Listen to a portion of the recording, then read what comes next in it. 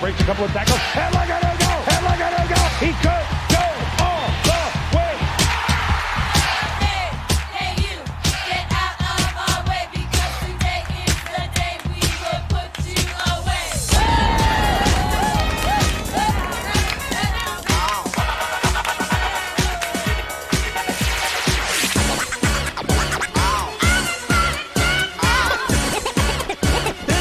It's fun to stay in the YMCA.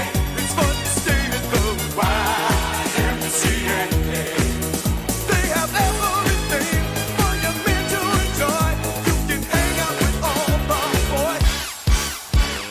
Let's get ready to rumble. Get ready to rumble. Bump it up, yo, bump it up. Aggressive, be aggressive. Simply and fuego.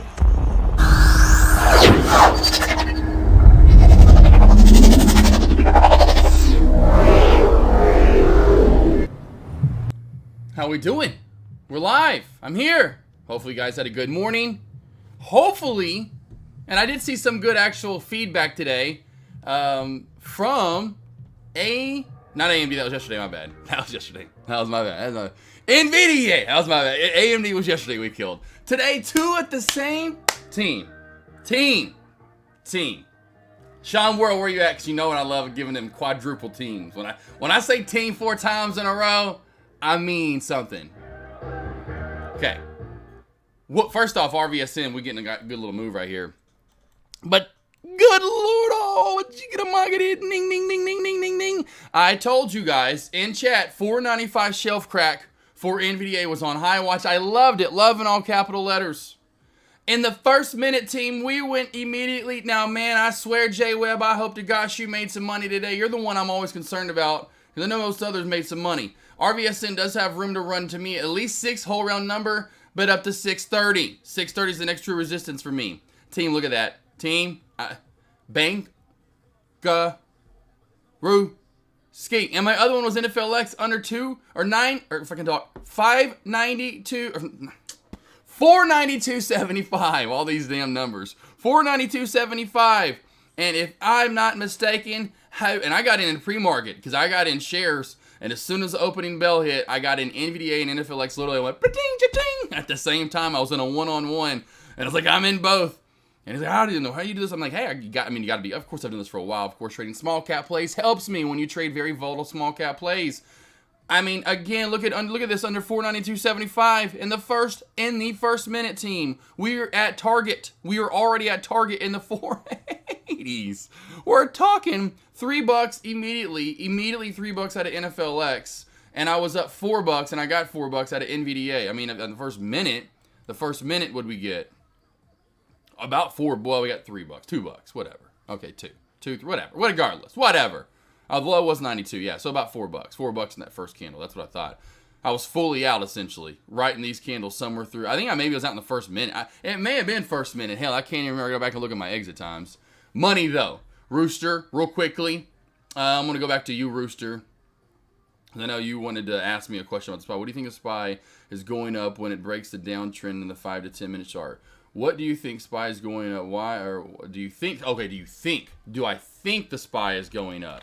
Do I think the SPY is going up? Let's go here. When it breaks the downtrend in the 5 and 10 minute time frame. I mean, yeah, it could go up for sure, but like I think Fincher just said, it has to break the VWAP. And the other main reason it has to break the VWAP. VWAP's not always key and crucial to me. It's even more crucial because this hasn't really paid too much attention, but once to the VWAP. So that's one. But then look right here. Support. Resistance. So we have what I've been going over, of course, a lot of traders that forget about it. We have, and here we go. I told you, our VSN has room to 630 there, team.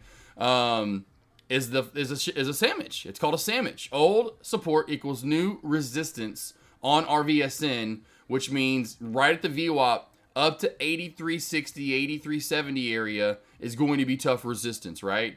And so you combine those two, which then now makes another lesson that I know I don't have any of my old traders really in chat. These words I don't really verbalize too much, but it's called a double whammy. So you not only have the VWAP there, but then you have a sandwich there. So you have two areas of resistance in the same exact spot, essentially. It's going to be that much tougher to get through. But here's the point. When we do, it's going to be nice and probably squeeze like RVSN, baby. RVSN here now rolling. Does have room. Next resistance is 675. It's running right in my 635 resistance. So right into 635. RVSN here squeezing out of nowhere. This again, I told you guys in my morning voice alerts, which we can go back to. And here we go. RVSN looking to hit my 685 right now. Looking to hit it right now. RVSN here really the main mover right now at 643's high of day. Let's just go back to AK so you guys can see my morning voice alerts here. I can show you guys, or since I say morning voice alerts, but I can show you what you can sign up for those, Cousin Greg, right? But I want to show you what I'm alerting for you in pre-market so you know what to be looking for the rest of the day. So you're not, confused, or you know what to be looking at. So all the way back here in pre-market, I'm letting you know, literally, besides what my P&L is this month, or maybe that was yesterday. Right here, rum. So let's check them out. Rum. Okay, didn't move too much. ENSC, all right. RVSN, well, we know this one. And SGMT. Those were my four. If they were going to move today, those were going to be your four movers. NNV, well, this one was a nice mover in the end. It wasn't doing anything in pre-market. I am alerting this literally 40 minutes before the opening bell. And so out of all these movers, you know at least what to be looking for, at least in my opinion. And it was RVSN in the end, which was one of them. RVSN, I'll type it in. I don't know why I just went to the top gainer here. Boom, and right up to, holy moly, we're rolling here. Smokey Joe's. RVSN now has room up, team, over this 675 mark. We have room, right into it, and finally we're going to fail at one of them. I was wondering which one we're going to fail at. If we do go over that, we then have room up to 730. So over 680, 675, we've got room to that 8+ mark.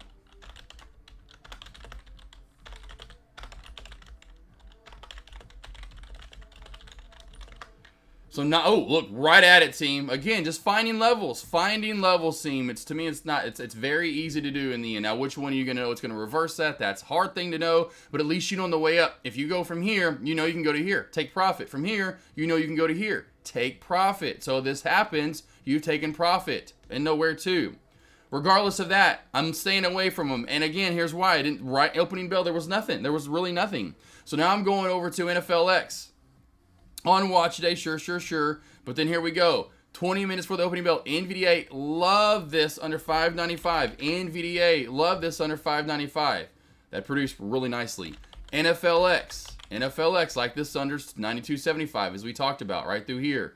Whammy, right on down. That ended up, going, both of them had about $7, $8, whatever pullbacks in the end. And so then from there, I'm trying to alert other plays for you guys back under 590. And so I was kind of trying to, then from there, but opening bell, what to be looking for. I think some of you traders got this actually Tesla crack right there, which wasn't great. I alerted to an AMD, another one that I told you guys to look for, target that, which did hit 166. AMD, that was another short I took earlier. I got like a little small piece of it. It was in a one-on-one. I just could grab some shares real quickly as he was talking. But boom, right there, right down to what? Target 166. That hit 166.02. Damn it. So close. And then in target for Tesla, when it was cracking down through 210 or 211, was pretty choppy earlier. When it finally cracked this 211 mark, came down, came back up, but then finally did hit our 210 mark essentially. Did finally pop back up again, but he had multiple times to get out close to 210. Then finally what? I didn't alert it, wasn't looking, but 210 cracked, which then led to what? Another short down to the next whole round number. So that's really what I'm trying to do for you guys day in, day out, just so you know. Come over to my lobby tomorrow morning. I will be going live. So come on over. Our head will have everything. And if you don't want to come over and you just want some help with the opening bell, and maybe you want to go to other traders' lobbies, excuse me, there's my morning voice alert sign up. And again, thank you, Greg. He told this morning I did. Hopefully, if some of you guys, yes, Rooster, exactly. And if it breaks great sign, like I said, then it's got more of that surge power where easily it's going to 83.80 and then to 84 and most likely a hair over 84. 100% boss. But you guys tomorrow morning, if you ever need any help, like I said, RVSN, you need small cap play, you need large cap play help, whatever it might be, I've got you guys covered 100%, and especially at the opening bell. So if you're looking for a great opening bell trade or even maybe a pre-market trade.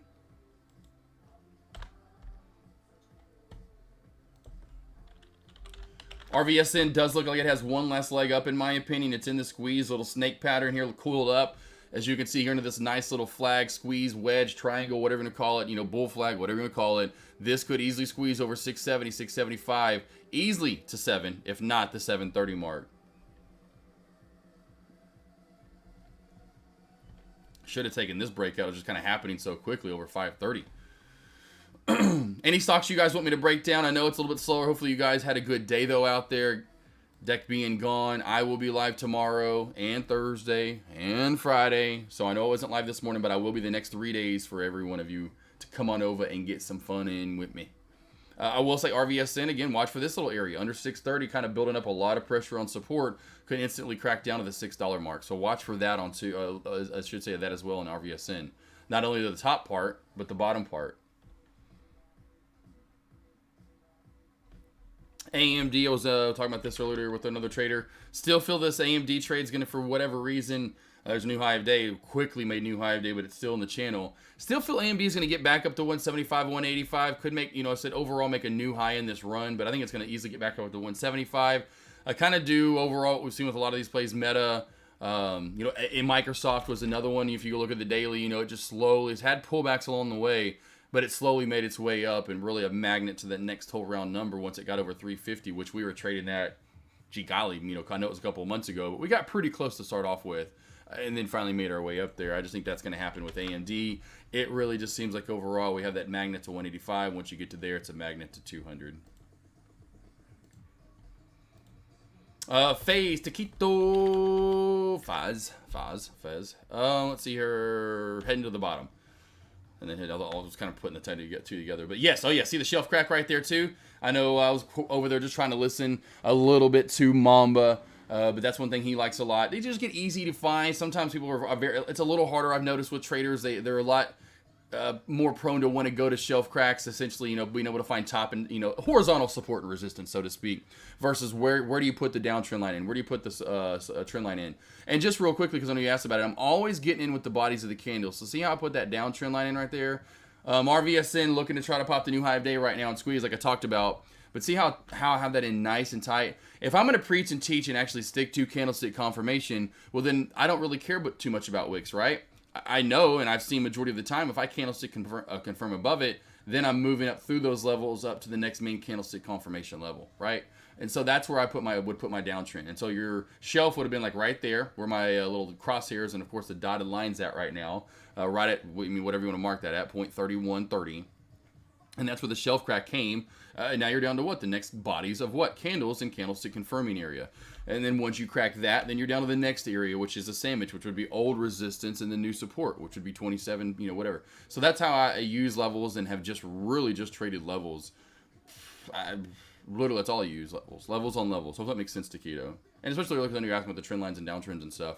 That's exactly how I'd have it in right there for at least FAZE. Yeah, I said this earlier in the one-on-ones too, Boss Finster. I said this on the one-on-ones earlier. I said, NVDA, I just have this feeling it's going to do what it did yesterday. Literally. Red to green move, sit side. Red to green move, sit sideways. Now, the red was so much better. and so much more tradable today versus yesterday. I mean, I hope everyone in chat that I know is obviously over here, Cousin Greg to Cosmic Rays, and I always forget them with Jay Webb to Astro Trading, and I know you Fencer. I don't know who all, I always forget all the names, and of course who was here earlier, but they're still around now. Man, I hope they banked on that 595 shelf crack, because it was a just monster down to yesterday's low of day. And then, as we know, if we crack yesterday's low of day, you can, you get a little bit more out of it right there, and then you do dump down through it. It was just a wowzer. That was a wowzer trade. Watching AMD, so hopefully break through. Yeah, I think it's got that potential in it. Honestly, AMD, my Cousin Greg, I think it does, honestly. I'm really hoping Tesla team, and I'm telling you right now, for tomorrow morning, Tesla's sort of setting itself up for the move and for the opening bell trade. If we keep pulling back, and that's fine for me. Pull back and at least get to like Friday's low of day. Get to like Friday's low of day, because right now you're really pretty much challenging Thursday's low of day. You're about right at it. Depends on what time frame traders are in. That's kind of what they're seeing. That's why I'm saying that, because I'm sure if you go to different time frames, it's about right on it. So crack of that, then you're truly down to, which you can see even that support from right there from on Friday. Then you're down to Friday's low truly. Hopefully don't get too much lower than that. I don't care if we do. Let's not truly crack yesterday's low, which I think, if I'm not mistaken, was my low of day. A little bit of hopes, mostly just using my brain thinking this is what we could see. A lot of yesterday into today, and we're getting that. Yesterday's movement, very ideal to what we're seeing today with some of these plays, which is kind of weird, but we're getting that way. I'd say you can see that yesterday was a bigger move, but today almost looks identical, as you can see here, to today. I mean, it's pretty similar. But overall, team, watch for the shelf crack on down. And this tomorrow, though, you know me, under low of day. And I know Mamba, he's probably still going live, and I'll go over this with you guys. Typically, I'm in a 3 and a 5 minute time frame, and when you crack low of day, you cannot wait for candlestick confirmation, even most likely in a 1 minute time frame, because you come over here to NVDA. Let's see where you're at once you're finally in here on a 1 minute. And I guess you still could have gotten some Mean Gene Okaline profit out of this. But at that point, it's going to be a little probably scary. You're all the way down to 91.75, then back up to confirming it, $2 up almost. Yeah, a little scary right there. So that's why I don't like using a 1 minute time frame and more of a 3 minute at the opening bell, because then I just see fluctuation. I don't get confirmed, and then, I'm in, and then, boy, you're going to get scared out of so many trades doing that. So when 95 is my crack area, I'll give it like 30 cents, somewhere in that range at the opening bell, and go, okay, 95 or 94.70. If I see anything under 94.70, then I'll go back in charting and go, is there anything at 94.70 that I need to worry about? Or what's the next area that I need to worry about? All right, we're going to need to worry about maybe in a 3 minute, be 94.30 to 94 or 93.75. And that's a pretty good range. I'm good. If I see 94 or 94.70, I'm getting in. And you can tell it worked out regardless, but that's what I'm looking for. Can't wait for candles to confirm on opening, especially opening bell trades at 100%. Opening bell trades, at literally opening bell, I am getting in with momentum, finding a certain area, feeling safe about it, and understanding that's a good crack area, and then going. It's all go. Mamba can't stream. Well, Mamba, we'll talk about it if you're listening more about it on Friday.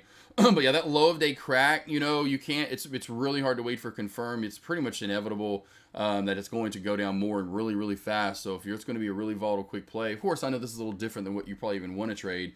But a lot of the time, even at later in the day, when you wait for high of day breaks, like we're talking about, what I do is I find a shadow or a wick and go, okay, above that, I know I'm good to get in. So essentially over that, any price I see, I need to get in, because it's most likely going to hit a new high of day, and then find a target above to lock in profit, so to speak. And you can see how it worked out pretty nicely as well, because you go not only that, what was originally high of day became a pretty good resistance earlier, and your one breakout you had was very minor. And so when I see that it was very minor and it wasn't that big of a breakout, that 100% even lets me know again that this is most likely going to be a lot like yesterday, and most likely move sideways for the rest of the day without very much movement for the most part. Dravmaniac, did you go to options or shares on NVIDIA at the open? Oh, share or options on, yeah, options. And I was in, they're still pulled up. NVDA, of course, Friday expiration date, and 595 puts, which at the opening bell opened at 860 and then raced the high of day was 1405. Immediately in that first, minute, now I'm in a 1 minute time frame, went from 860 to 1055 within that first minute. Then the second minute, we were all the way up to 1150.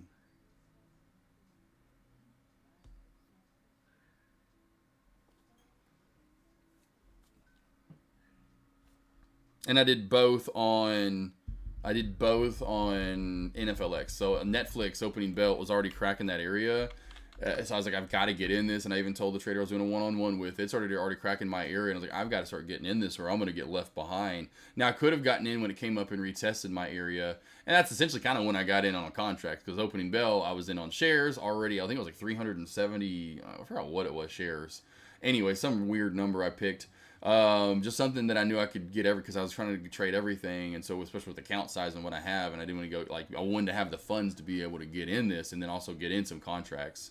So then I got in contracts on NFLX as well, which, if I'm not mistaken, were the 492.50s. Yeah, 492.50 contracts on NFLX, which were pretty pricey, and that's where I was like, I couldn't, and I didn't make too much on NFLX in the end. Well, I mean, I made $1,000, but it's only because it just dumped away. I mean, that's a good amount, but I didn't get that big in. It's just because it raced. Because I was trying to trade two. I was in a one-on-one. I was trying to look at both. And by the time I got back over to NFLX, because I got out of NVDA first, and NVDA was, I got it around like that first candle. I got out of NVDA in that first candle when it so NVDA got out. Let's just look at both at the same time. So NVDA, I say in that first candle, but like in the first minute, I'm pretty sure it was that. I'm not 100% mistaken, or if I'm not mistaken, but I'm pretty sure it is. NVDA, I got out and out of this in this candle. And then at that same time, after that was dumping, I go over to NFLX, and I'm like, you've got to be kidding me. Because at that time, it already, as you can see, is now into the 80s. And I'm like, wow. And that's why I made so much more money. And then I scalped this again, got another short on NVDA. I say scalped, but then next thing you know, I was up like 5K. I mean, it was like 5K, I want to say, 4 or 5K. Something like that. 5K? I forgot which one it was. In the first 3 minutes. 3 trades, 2 on NVDA, 1 on NFLX, and I was like, dang. Because they both were almost running dollar for dollar. One was in the 400s, one was in the 500s, One was at 490 while the other was at 590. It was just so weird. One was dumping down to 486 and the other was dumping down to 586. And it was just like, what in the heck is going on here? This was really weird. But it was nice and very beautiful.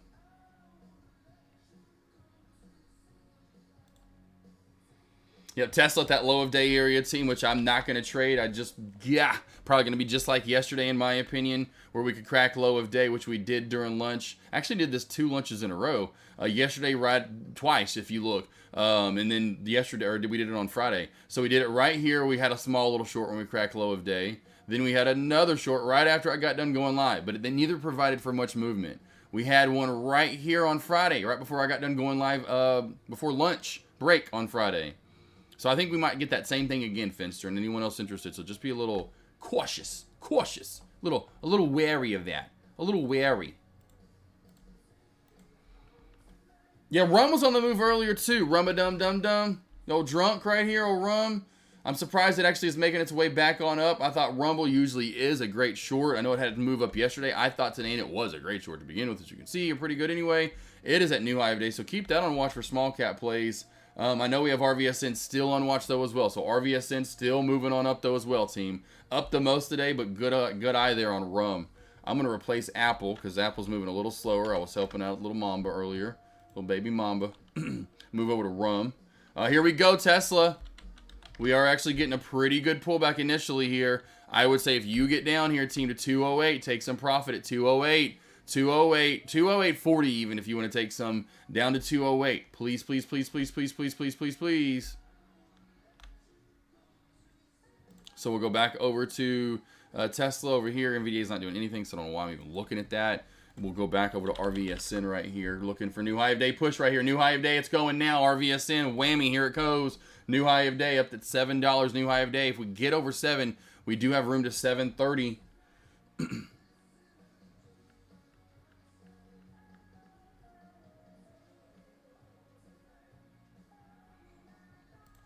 Good job, Mama, putting those lines in, trading them, putting them lines in and trading them.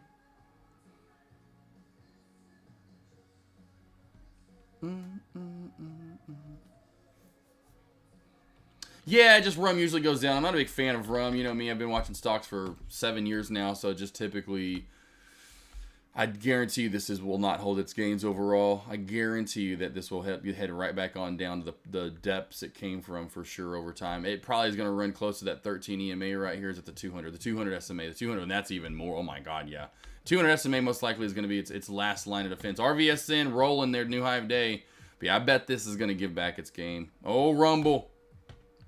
I'm going to rumble its way back down. There's up to about 730 here, team. This is great play for RVSN, by far your best mover of the day. I know we've looked at this in the past, you can see here, but a lot of the time it gives back its gain, so I would just be careful here with RVSN at this point now, up 200+% over $7.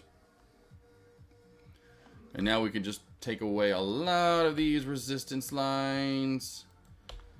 Support's going to be going up right here to here. This old resistance is going to be now support. That's fine for now, and now we've got to go back to try to find all these scam numbers calling me.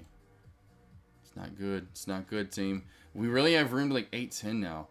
So we have room to about $8, right around $8. We can candlestick confirm over this, and then all the time too, Mamba. I'm always using candlestick confirmation in small caps. Very rarely am I just jumping in with momentum. I do here and there, but again, I'm using what I'm doing, the same thing I'm doing in large cap plays. Where if I don't get the candlestick confirm, I find where the resistance is at, and kind of like I was saying earlier in a one-on-one, I let the beast show its face, the monster, you kind of got monster hunting, and it's where those upper shadows are at. And so you get over those upper shadows, you know you're good to go. And then again, you can always wait for candlestick confirm if you want to a lot of the time, but definitely can break that down. Here we go, magnet to 8. There we go, team. A magnet to 8-8-10. I just called this out. There we go. Now we're rolling through it. RVSN by far top stock to watch here. We are rolling now, team, up 260%. God, this is kind of gives you the FOMO vibes after I walk it up here. It's like, how much more can I walk this son of a gun up? I don't want to do it. I just don't want to. I don't want to walk it up anymore because it makes me want to trade it. Stop going. Got room easily to 875 rule, but real true resistance and charting isn't until about 930 at this point, team. Isn't until about 930. Let's see if we can actually get over this and hold it right now. So we can get over this 810 mark and hold it. Chimney, crike-a-moogos. 861, almost hit the 875 roll.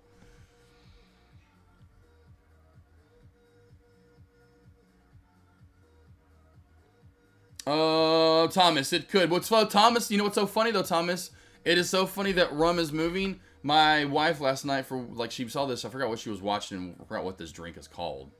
But that's the alcohol's rum. It's like, I want to make those drinks. Blah, blah, blah. I'm like, all right, cool. Go get you some damn rum. You know, she's like, she gets back from Dallas and working like 14 days straight. And she's like, I'm taking some days off. I'm gonna make some drinks tonight. I'm like, hey, make some drinks. She made some potato soup. It was so good. Some cheesy potato. Oh man, it was good stuff. Good stuff. But yeah, it's funny. I haven't even thought about it. So maybe so, Thomas.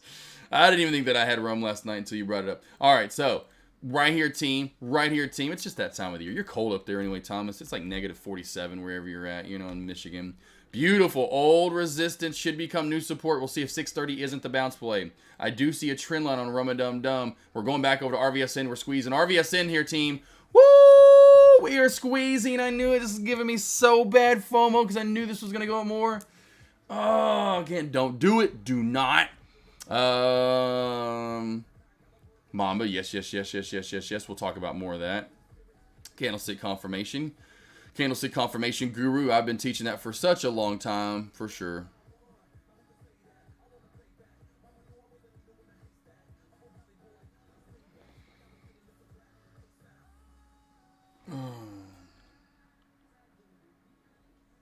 All right, so here we go, team. I'm trying to walk this up here. I would agree, right where they went right to about my line. So there we go. We can see me and Trade Ideas are right on about on where this high is going to be at now. Over 935. We all know if you've ever traded small cap plays before, what's the next true resistance line? It's $10. I'll even test this out. I'm going to show you guys something. I'll say over 925. Let's see if we don't race to $10. And I'm just going to jump in small shares here. I'm up a lot today, so I'll just jump in small shares here. I'll jump in like 1,000 shares. Tight stop loss. I bet this races to 10. Bet this races to 10 here over 925. Yeah, buddy. What's up? Yeah, buddy. How you doing, boss? Yeah, with those opening bell trades, like I was saying, and I will get into a lesson, you know, at some point in time, you know, literally upon how I find them day in, day out. Of course, I get asked that quite a bit in my one-on-ones, but every day I'm finding essentially the play that has the most support and or resistance at the opening bell that's been built up, a lot of touches. Usually you will either crack or explode, whichever way you're going to crack or explode through those levels. Can't tell you how much, those, I mean, AMD was yesterday, so AMD was my trade from yesterday. So AMD from yesterday was my trade. I found this to be, and of course you can go back to after hours from Friday, but I just knew because there's a lot of, and then spacing. So I know there's nothing that's really built up. We're at all-time highs. I think we can maybe bounce here at 172 to somewhere in this area. But from the 174 crack, are you kidding me? That's a long way down, right? And so look at this just plummet yesterday. Got to find those plays. Those are the play. Every day I'm trying to find those opening bell trades, because then you get those opening bell trades, or pre-market trades, you're up a hell of a good amount. And from there you can kind of just chill and relax and really be. And a lot of the time too, you get chopped for the rest of the day. You don't get, unlike used to where it's the opposite. Used to, you'd get a lot of nice movement, trend lines, downtrend lines, solid, slow and steady movement up, and you could wait on a trend line crack or a downtrend break and trade it as it went up or down, and then trade the opposite whenever it went the opposite direction. Now we get these massive, well, at least in like NVIDIA, Tesla, AMD, whatever, we're starting to get these massive opening bell moves, and then from there, a lot of chop, so it's kind of the opposite now, where if you don't get, these massive moves with the opening bell, a lot of the time, some days you get a little bit of the choppy chop flip-flop, right? AMD, I will say, watch for this squeeze over 169 and pop up to 169.50, 170 area. 169, 170 area. 169.50, I should say, 170 area. Now when I eat, gotta get something taquito. Yeah, that cheddar broccoli soup she makes is dank. Having that again tonight. Or not cheddar broccoli, that's another one she makes. The cheesy potato, whatever she calls it. I don't know what she calls it. The cheddar broccoli is another one. That's another one. That's another good one. Well, that one is so good. But yeah, Guru, if you ever need any help, my man, like I said, I've been doing one-on-ones with traders for a very, very long time. So if you ever need any help, man, I'm always here to help. Even tomorrow morning, just come over and watch me trade live. I'll be trading live at the opening bell. Then when we have a little dual stream on Friday with, and maybe I'll try to do one possibly on Thursday after I get done trading with you guys with Yeah Buddy or something to kind of just spread the love around. But yeah, one thing with Mamba on Friday, we'll go over maybe, mainly charting and how I find my levels and how to get those trades in as far as when to stick to candlestick confirmation and when not to, and when I am doing it, so to speak. And there's the link for the one-on-ones in chat. What's up, J-Chan? Man, my intuition's just stupid. So J-Chan yesterday was literally thinking about you yesterday, J-Chan. I was like, man, I haven't seen J-Chan in a minute in chat. I was like, hopefully he's doing okay. Maybe he's finally doing good and he's finally moved on. I didn't see him too much in my lobbies, He was finally kind of moving on. Maybe he's doing his own thing now. I literally thought about you, though, yesterday, boss. And then here you go, showing up at the doorstep with some roses. Maybe not. Maybe you ain't got shit. Maybe you got a 6-pack of beer for yourself. Maybe you're going to share some gum. You got, kind of like the thing like where the teacher back in the day, you pull out some gum and the teacher was like, do you have enough for everybody? Definitely not going great. Man, J-Chan, I'm sorry, man.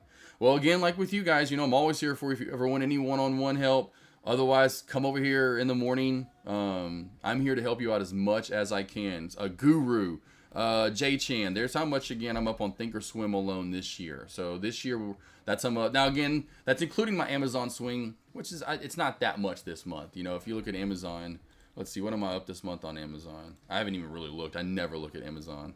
I never look at Amazon. I'm like, just go. Also, not much, yeah, because we were at 151, so yeah, I'm up like 3K on. That's what I thought. I thought it was 6K, but maybe it was 6K at one point this month. I'm not up much on Amazon, though, so that's not a lot of Amazon in there. That's like less than 5K I'm up this month on Amazon, which isn't bad. I'm in 1,000 shares down at $92, just so you know. 1,000 shares, Amazon, $92. Well, it's just over 92. I forgot 92 and some change. And then two, well perspective-wise, what's up? Well perspective-wise, that's not true. We're talking about well perspective. What do you mean, J-Chan? That's not true. We're talking about, well, that's well perspective-wise. That's not true. We're talking about what's not true. Oh, Mom would do a lesson on time frames. Your internet crashed. I think I just heard that a second. What's up with your internet, man? The internet you got, bro. You need to hit them up and say, I need the fastest you got, and my internet keeps crashing, so I want to pay the price I'm paying now. But for the cheapest you got. What do you got? If I zoom out, oh, gotcha.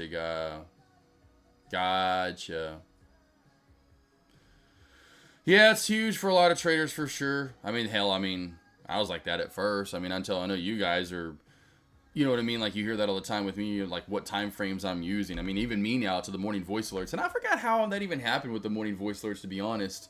When I started using the 15-minute time frame, was that just right out of the gate? Was I doing it beforehand? I don't know, but back in, August when I started those, but I just know sometime around there for when I found those levels, and then just stuck with it. I know, because it was right at the beginning, because I know in August, there were times in August, September, I had to use a 4-hour to go back further in time, because we were starting to go above or below certain areas we've never been before, and I just got used to that 15-minute, 4-hour time frame, and that's finding levels. But then even in trading, right, you want to get out of it and get into that 3 and 5 minute. And that helps me out at the opening bell because, 1 minute time frame a lot of the time is going to be so jolty and freak you out. That's why I love that 3 minute, at least in the first 30 minutes or so. It helps me out. Stay in a trade a little longer. Big storm coming through right now. Mamba. That's right. That's right, Mamba. That's right. Northeast. Got the Northeaster. What's it called? The Northeastern. What they call it, Luis? Is this one called Granny Fanny? What are they calling this one? Elvira, that's the name of the beamer. But Rum making its way back. Yes, Rum is another one to keep on watch. So I'm still watching Rum. It's not gonna have. It's so crazy how when you see that too as well, team. Rum. Oh, you're Mamba. That's right. I keep forgetting you're in DFW. Mamba, because of here's what happens, Mamba. You love the Knicks, and then Mamba I always think of Mamba, and so I always put you in LA, and then I put you in New York. You're right in the middle. You're right in the middle. That is what's hilarious. Okay. Need to remember that. AK. Midline drop. My dad used to call this in golf. Called it the midline drop. Dad would shank one out to the right in the woods. Okay. Yeah, Mulligan. You know my dad. Or you know how dads are. So, whatever. Mulligan gets another ball out. Pulls it and yanks it out to the left. My dad would go to the middle and be like, all right, midline drop. And would just drop it in the middle of the fairway. I'm like, I ain't going. And then he would not even go try to find the balls. Blatantly would just literally, I think it was, he always jokes about it he used to on the radio. And here's how I play golf. How many balls did you lose and how many beers did you drink? Winner of, combine the two and you got your winner. I'm like, was that really your rule, Dad? You could have found those balls. They weren't completely lost, but he would just leave them out there for some other fool to find. You know what I mean? My dad was just fine. My dad would just hit trash balls. Well, you're a Nugget and a Bronco. Right, yeah, and exactly. Right, AR. There you go. Right, everyone in chat room did that one day. Mamba, and I was like, is it AR? Is it A? What is the state abbreviation for Arkansas? A lot of people think it's AK. Well, maybe that's because of me too. Maybe because AK, and then they just think AK. I don't know. Maybe just because your mind subliminally puts that in there. Yep, but exactly, yes. Well, there's no pro teams here, and I did kind of like the Cowboys growing up. A little bit with Aikman, Irvin. It was hard not to because it was so close. My Broncos weren't doing so great in 91, 92, 93, So I remember having a Cowboy poster in my room for sure, growing up. And I even had a Cowboy jersey. One of them, or a uniform, I should say, was Herschel Walker back in So it's funny. So it kind of was, and I was a Broncos fan for sure. I sported them, but they just sucked. About 96, 97, I forgot where it was. I think it was Deion Sanders, because I liked Deion Sanders, and he started doing too much prime time for me, and I stopped liking him, because I think he went, because I liked him in the 49ers, then he went to the Cowboys, and I was like, I don't know why, I was always kind of a 49ers kind of a fanish in a way, I don't know why. I don't know if I like their colors, of course they're always winning, I don't know, you know how you are as a kid. You like teams that you never really like when you grow up, you just kind of like these weird side bandwagon type thing, as a kid. But no, yeah, Broncos about 9 when we drafted Terrell Davis. I remember I was 11 years old or whatever. I was like, man, this dude's gonna be badass. I remember breaking away in a run against Kansas City. Maybe it was that or Houston Oilers. But yeah, it was all Broncos from there, and of course, then they got really good to the AFC Championship. Or not AFC Championship game. They got beat by the Jaguars. Got beat by the Jaguars in the divisional round at home. I remember crying as a third. My dad even bet me. My buddy always brings it up, Mitchell. Mitchell always brings it up, for fun. I'm like, Mitchell, yes, remember the story. Remember that one time when Dad bet you about it? Yes, I know, I lost. I was crying. We went in I remember the place, El Rancho. We had El Rancho after it. I used to love this place. It was back when they had the first authentic restaurants with the white queso, you know about those. And I was like, man, this was my favorite joint. I didn't even want to eat. I was so sad. Lost the bet to my dad. He made me pay up too, like a true dad did, would, like a true learning moment, as a 13-year-old. Like, hey, you don't know what you're doing. Don't lose your money. I was happy the next 2 years back-to-back Super Bowls, baby. I never wavered on my Bulls, I'll tell you that. Now, of course, I'm a Hogs fan. But the Nuggets, though, and the Broncos were cool because my brother was born out there. Brother was born in Colorado Springs. Dad lived out there, was in the military out in Colorado Springs, and so, obviously. And so, it's just one of those things, now I'm in Arkansas when I'm born, I'm in Arkansas now, and so I see nothing but orange in the Broncos. I remember, never forget, the first thing sport-wise, never forget watching 88 Elway and the Broncos. I'll never forget, who's this orange, who's this guy we're watching, never forget asking about it. And watching the Broncos. Even before, if you look it up, Arkansas Razorback basketball was really good in the late 80s, early 90s. And even before that, I was watching them because Arkansas basketball got really good. And so even the state I was in, I was cheering, the Denver team on well beforehand. And then Nuggets it was always kind of a side thing. We sucked. So then bandwagon the Bulls in love. And then, of course, obsession of Michael Jordan. I mean, I've got his autograph. So I've got probably only 60, 70 pair of Jordans anymore. Maybe more than that. I can't remember. It used to be over 100, though. I love my man, Jay. Yes. What's up, Will? How you doing? Finster, Titans are horrible team. Oh, yeah. That's a funny, Finster. My buddy, of course, I forgot you're in Tennessee. My buddy, Shane. That's his team growing up was Houston, the Oilers. And so when they went to Tennessee, now that's his team is the Tennessee Titans. And so, yeah. So it's like Houston Oilers or the Tennessee Titans. Either way, you're not doing so good there. Will, hopefully you're having a good Tuesday. Chilling right now at lunch. Had a great spike here from RVSN. Kind of worked through levels. Some of them really quickly. Finally found kind of a topping point right there. And the next one up is right about 10. But yeah, just chilling. Not really as usual here during lunch hours. We've noticed with large cap plays, as I've talked about, since I would say November, and it's gotten worse through December, especially now into January. It's like it slowly has gotten worse, like a stock going down, almost like, I guess, Tesla over the past few weeks. Regardless, where lunch trades are few and far between anymore. If anything, it's at the top of the hour coming up here when we get some bond auction or some kind of report comes out, some kind of data is released and we get a movement. Yes, Finster, I feel you. I mean, my Broncos, like I said, I'll never forget. I gotta keep. You got to. You're the winningest friends anyway. But Broncos, from the year I was born, which is the year that Pat Bowlen took over as the owner, until the year we won the Super Bowl in 2016, never had back-to-back losing seasons, and we're the winningest franchise in all of NFL. The third winningest franchise in all of major North American sports. I can show you the article. It's nuts because it was Pat Bowlen was getting cancer, and they're talking about his reign as the Broncos owner, essentially. I was like, holy what? From 8, because I did a podcast in 2019, 2020 in Dallas before I left, and I talked about it, and he was like, what? Because he was the president, blah, blah, blah, blah, blah, Dallas School of Music, and he was, of course, a Cowboys fan, was like, what? I'm like, oh, there you go, proof in the pudding. So it really sucks now. Now I'm kind of like down in the gutter with all the crappy teams, and I'm like, what is going on? I don't like this. I don't like to lose. Thoughts on RVSN? So kind of running through levels, Will, right here earlier, back under $8, I would wait for candlestick confirmation. You're going to roll on down. You'd be watching out for that 770 lower shadow. Otherwise, you're rolling easily down to 730, which that's from past chart history. The true charting from today isn't all the way down to 675. That gives you $1 from that lower shadow to get down to these shadows, right? Pretty much. Now, I would not go long again, and I would be very careful on going long at high of day. You can test it, but over 925, I was going to test it. Look, I was going to squeeze there for a minute and show every trader how you squeeze through levels so quickly, and was going to race to 10, and I was like, watch how strong 10 is, and I bet that's going to be the top, essentially, overall. And so, anyway, be careful up top. My bounce play would be, you probably just heard it, 670 would be the safer one. This is your short on down. If you can short it, then I would bounce it at 670. Or 675, 665, somewhere in there. Or your other one's down at 6. Right here where we did bounce at earlier. VWAP, hanging down so low, not trying to do a good job racing up with it, usually means it's going to be a bullish play for a while. Or at least if anything, stay up before it ever crashes. It'll be a lot longer before this crashes down. That VWAP starts racing up with the team, and I need to do a lesson on it. And that VWAP is, say, right now is starting, and then now level off. It is like 730. I'd be going, ooh. I bet this dumps. This hits 730 and cracks. This thing's flying to 6. I would be careful going long anywhere for the rest of the day on it. Got it there, baby boy? Will I am? See, Fencer, not sure any team has had more. Yeah, no, for real. You were the Dolphins. My buddy, because my other buddy in the group chat that we used to live together is Jaron. But yeah, there's 4 of us in there, and Keith's the other one. But Jaron and Shane, that's their teams. Jaron, the Dolphins, and then Titans for Shane.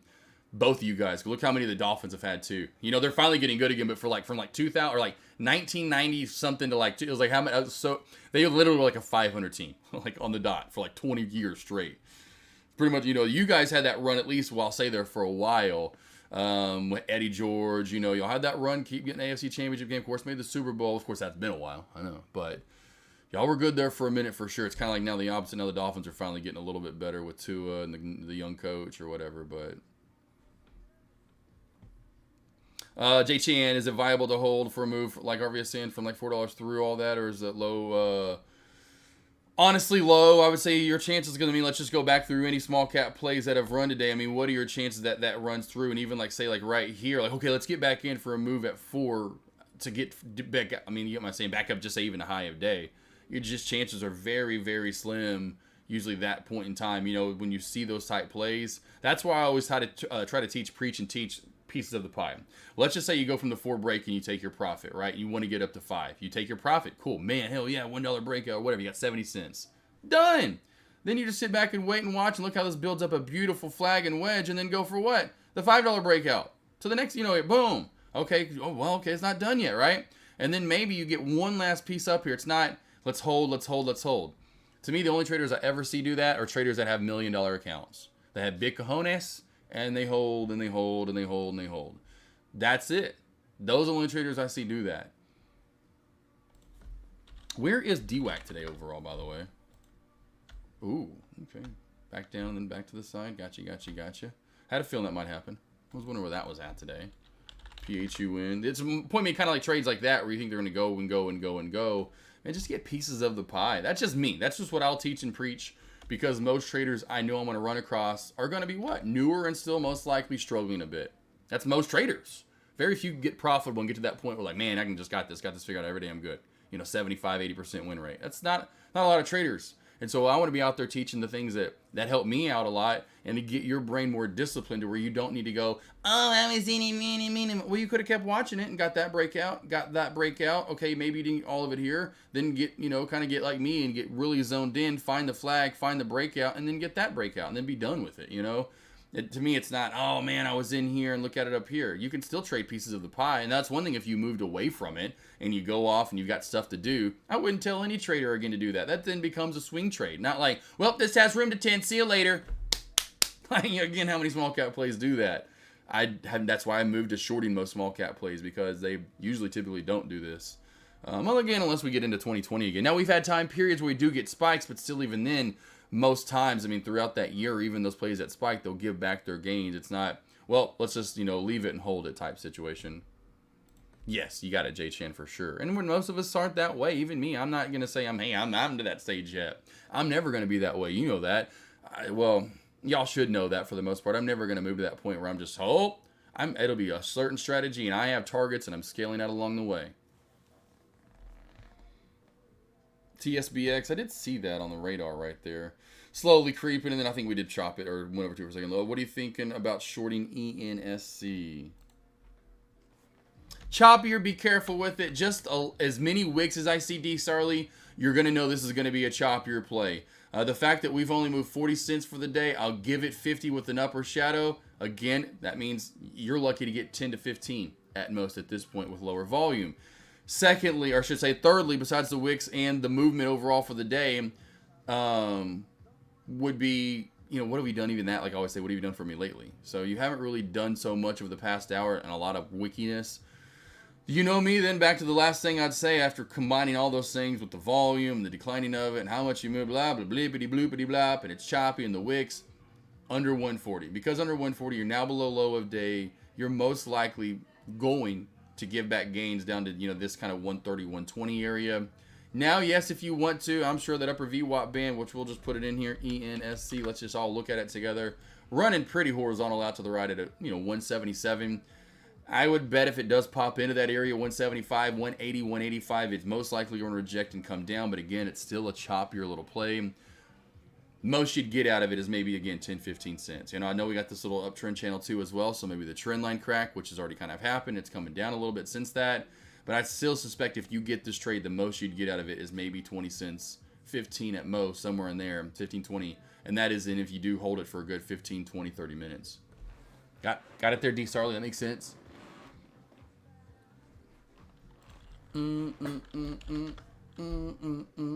Rome watching the trendline crack here team.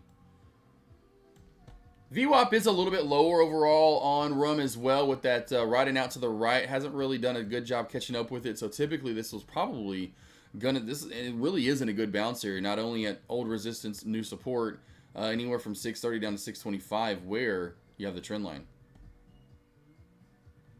You got a D Sarley. You got a D Sarley. I would still say RVSN is going to be, my bad. I would say RVSN is going to be your top small cap play still to watch overall. And again, Will, I know you asked about it earlier too, boss. Watch for the downtrend break. Anyone else interested to trade small cap plays, at least at this point of the day, watch for a downtrend break and a pop back up. Could form an M shape. 915 would be your topping ground or so. SGMT just didn't bring it today. What do we got with SPY? Gross. Maybe a reclaim and a pop back over. I was asked about earlier. Back over 83.60 and the VWAP would be pretty good. Over 83.60 in the VWAP. Tesla just slow and steady death to nothing. NVDA, as I talked about, chop. Any stocks you want me to break down, let me know. All ears, all ears. Here goes Microsoft trying to make a little squeeze after not doing too much with them. I'm not mistaken. Microsoft had the good move at lunch yesterday, was it not? Yeah, lunch yesterday, right at the start right here. That little pullback, I say good, but it was decent. Kind of a jolt down from 97 down to 96.40, and then down to 96, but nothing crazy. Myron, say, what's up, Myron? Myron, did you take NVDA today? How about Myron today? How about today, Myron? Myron, NVDA today at the opening bell? Maybe a little NFLX for you, Myron? How about that, Myron? Did we do it? Yes, no, maybe? I have maybe swayed you over at the opening bell to take some more of those monster dumpies. Opinion on save, under 850, I would watch for a crack back down to around 835, 840. Under that, let's see what this orange line has to say. Oh, yeah. So I'd say down to this orange line, which maybe goes to the day before. Does not. Okay, let's go down a little bit more with it because I like it down a little bit more. Right about there. We'll go there because it's getting close to those. So there you go. Under 850, watch for a pullback to 840, 835. Then you'll hit the 820 mark. Under 820, my friend, you will hit around 810 and then $8. Watching for the short here on save. Myron, yay, you did good, man. So what's Myron? Are you still keeping count? Are you still doing the AK tracker? Because I really would like it if you did. That'd be awesome. I feel like some like dork in a movie. I really would appreciate it. You know what that number was up to now, Myron, overall in the trading?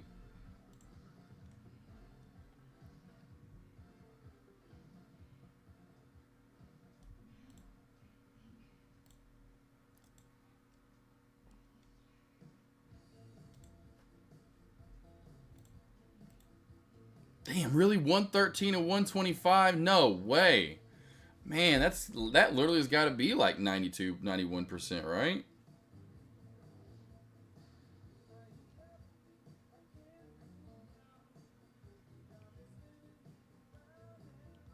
Yeah, 90%, almost 91%, 90%. Damn. Myron killing it. Microsoft team, here we go, spiking up a little bit here, team. Microsoft, nice little move. Really getting a bigger move than anything I'm seeing right now. Let's see if we got Meta doing anything. Meta getting a little bit of a downtrend break. Meta getting a little bit of a downtrend break here as well. So Meta here, team, downtrend break, right? So Meta downtrend break. NVVE, nice new high of day move here. Okay, this is the one from earlier. So here we go. This could now kind of steal the mob, and what traders are going to see is what? They saw RVSN go on its tear. Now they know if this gets high enough and it's a low enough float, which it is, another 1 miller, this has movement, team. We have room to 580 at most. Over 580, this could really pop nicely to 630. Let's put some resistance lines in. First one's already covered. I got the second one in for us. Microsoft has room up, honestly, to 396.80. 396.80 for Microsoft. 396.80 for Microsoft. 580 for NVVE.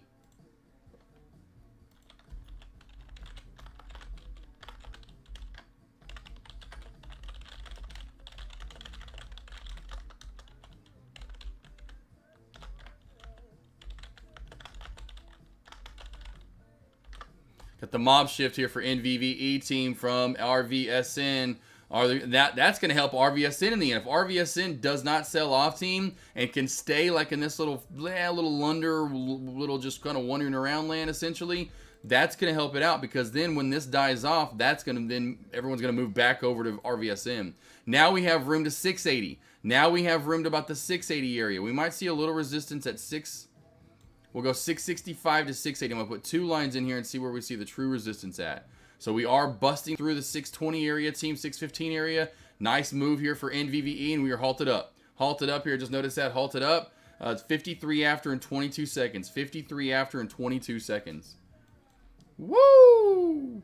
The power of the small caps.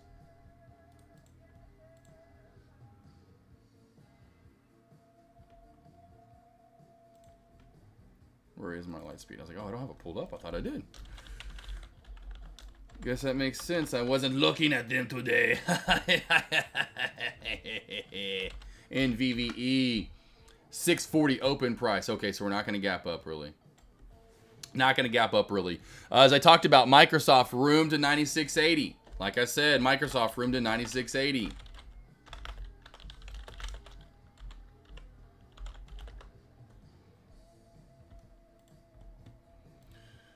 What's up, Taryn? Haven't seen you in so long. How have you been? You looking good today, girl. You been hitting the gym or something? NVVE, RVSN. Jeez, large cap plays are pretty dead. Microsoft, though, there you go. Getting close, though. Microsoft is one, and Meta, I think, was the other one that was moving pretty nicely up. Meta has room to 80. Nope, it has room to 8680. 8680 for Meta. 838680. 38680 for Meta.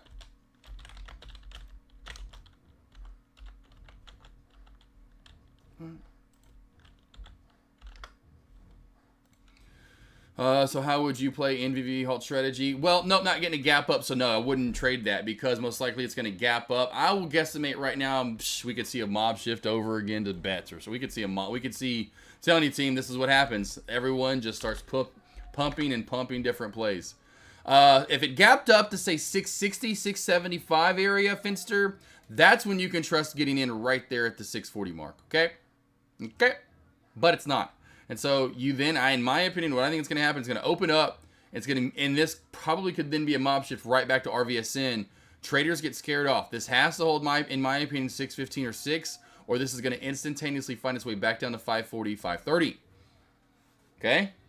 So, again, no gap ups coming. We can verify that just by doing this. NVVE, baby boys and girls.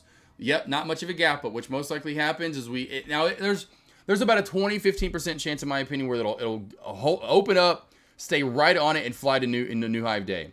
Usually what happens when you open up right beside it and there's no gap up at all, we crack down, traders get freaked out and they sell. They want to take their profit because, the traders that were long. And then if a lot of traders freak out and sell, then it will dump down even further. So let's see where we open up first. That's the tell of the tape. 9680, take profit on Microsoft. 8680, which I think we just hit. We did. Meta hit target. Targets are getting hit right now. I don't know if any of you guys went long, but target's getting hit.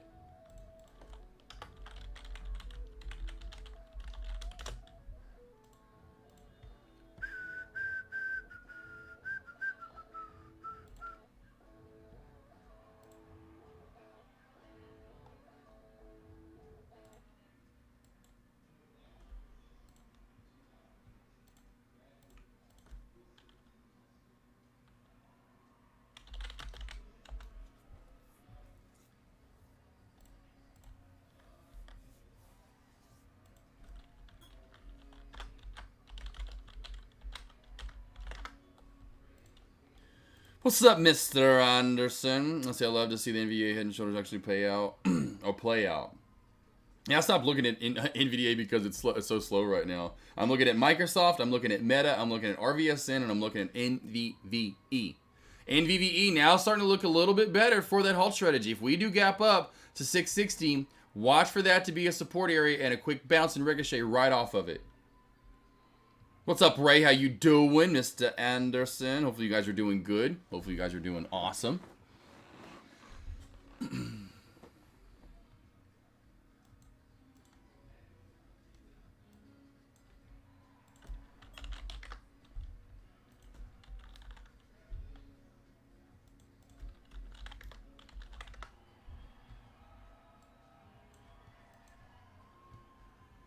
What's up, Zach Copper? How you doing? All right, we're live. NVVE team, watch for this to bounce off of that area. It's got to hold that area. If it does not, it's going to crack down some more. So I'm only watching NVVE. It's holding it. It's doing its best to hold it. And there we go. Came down a little bit below it. So you can see here, team opened up. Trying to hold where we halted up at. We'll go back to the 1 minute time frame right here, team, so you can see what you need to hold. Where do we? Yeah. There wasn't a gap up, so it did open up. It actually, so it did one of those where it opened up, held it in the end. Whoo! That'll make your butt pucker up right there. That'll make your heart pound, make your arms sweat and your palms sweaty. I mean, woo! But that did work out right there, barely by the hair of your chins right there. But you can see what that, a lot of people selling, but it did, a lot of buying came back on in. Oh, look at Microsoft flying here. Meta flying right here. Zach talking about the SPY. It is actually getting a good move too as well, team, on the way back on up. Nice little move overall for SPY back through. I know we talked about this earlier. God, I forgot who originally asked when we first started my stream. Finster helped him out and said, hey, we need to get back over the view up. Then I talked about the other key area, which was like 8360-ish or so. B-E-A. Beautiful right there for the SPY. And Microsoft here, we're rolling, team. Talked about this with the squeeze here. This had one of the better looks on it overall. Meta with the good move as well. Are there any of these other ones starting to try to move? Apple, yes, finally. We're looking good here. AMD, not so much. NVIDIA, probably not so much. Yeah, small little tidbits right there. But Apple, Meta, those are nice. What's Tesla? Did it do anything? Nope. NFLX, probably not. Yep, didn't think so. So Microsoft, Apple, nice moves. AMD, or I should say Meta as well. Meta as well. So good moves. Beautiful moves right there. Rummy Dum Dum, RVSN on watch. I've got Microsoft on Meta. Apple would be good. SPY good. NVVE. Let's go back to NVVE here, team. NVVE. We did just spike up real quickly to new high of day. You need to be careful on this on the way up. Could be still in the mob, though, from what team? RVSN. RVSN here. Boy, I feel like we're back into 2020 finally again. I haven't talked this much and this fast that much in a long time.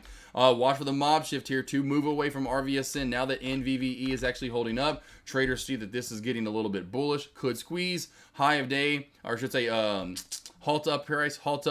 LULD is at 803. Halt down price, 535. Looking for that squeeze here. If you get over 725, this is going to pop super hard to new high of day. NVVE on high watch right here, team. Over 727, that is high of day. I would imagine NVVE. Let's go to past chart history here as well. Team did not mean to make that lower. Just meant to move it real quickly. What do I say we have? Man, we're hitting right at my resistance line, which is really cool to see that. Oh, whoa, whoa, whoa, whoa, whoa, whoa, whoa. We've got some room to run. Whoa, whoa, whoa, whoa, whoa. Okay, so we should easily get to... Oh, that's the price we're at now. Okay, cool. So those are the two resistance areas. So what we're going to do here is go get out of my way. Those are the two that are showing up. Over that, though, team... Woo, man, I know this is prime target for most traders. I don't know if it's going to get there. The 875 rule, 860 right there, you know, fell. Kind of see that topping-ish right around 8, even 830-ish.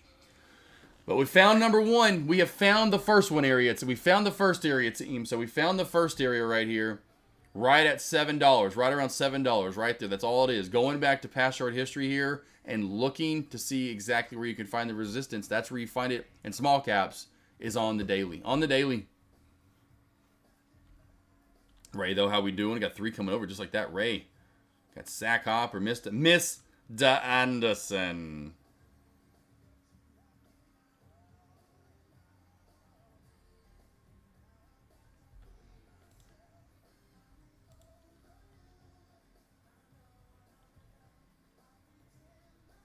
Watch this too as well, team. Like I was about to show you a magic trick.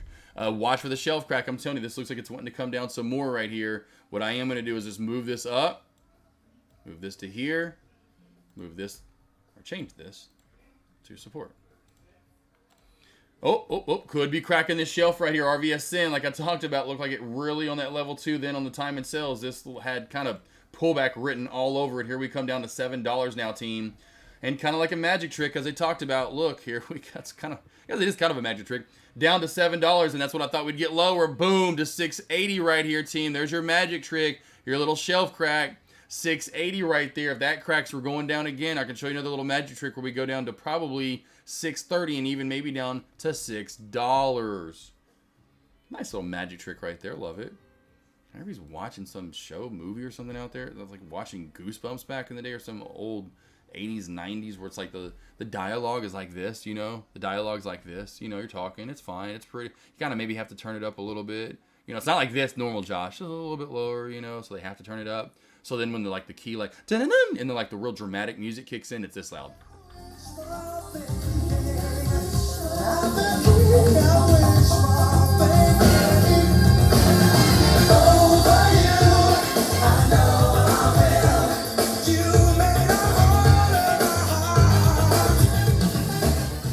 And then, oh, yeah, so, Greg, I don't think Sharon was the one that was there. I'm pretty sure it was, yeah, you're right, it wasn't a female, it was a male, it was Gary.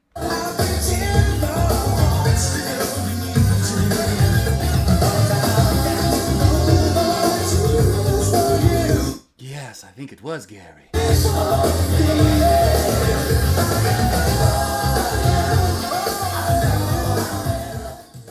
She probably has no idea I was even playing my music that loud. Because she can't hear anything in this room because how loud it is out there. I guess Bond Action didn't do much. Yeah, that's what I thought we had the report. It seems like almost, you know, every day at noon we have something. I would imagine there certain, and we need to go back and I haven't really checked the trend. I would imagine there's certain ones that really yield a bigger movement than others. You need to go back and kind of track to see exactly which ones are doing that, more so to speak. Microsoft, though, as well, still ripping right here more than the others. So Microsoft, nice move up. Still rolling overall there. So Microsoft, nice move. Really looking to hit pre-market highs at this point, in my opinion. Has room overall to 398, which is just that's still a little bit of ways to go. But I think we've got a little bit left in us on Microsoft. Finally getting pullbacks across the board, though, and here comes more pullback most likely. Right here, I'm watching NVVE, team. Here it goes, NVVE. I mean, not NVVE, my bad. I'm watching RVSN, but NVVE as well. So, NVVE here, team. The dumper. I was watching both at the same time, sorry. Can't touch this. RVSN, here goes RVSN. Now here goes RVSN. Now here goes RVSN. Cracking shelf after shelf here, team. Okay, can we get some jock jams next hype sign? Hey, man, that's always my intro, baby. You know that. That's always the intro right here. You know if you hear this, I only play it once and only when it's time to go live, baby. Because let's get ready to motherfucking rumble. Okay? I had to come up with an intro. I forgot when it was. 2020, 2021. I forgot when it was. I was like, I got to get something to let everyone know. Because usually I just throw music on. Eventually just, okay, I'll, start talking now. So yeah, not only do I have that, then now know Cousin Greg likes this right here, don't you? You like when I matriculate in with one of these guys.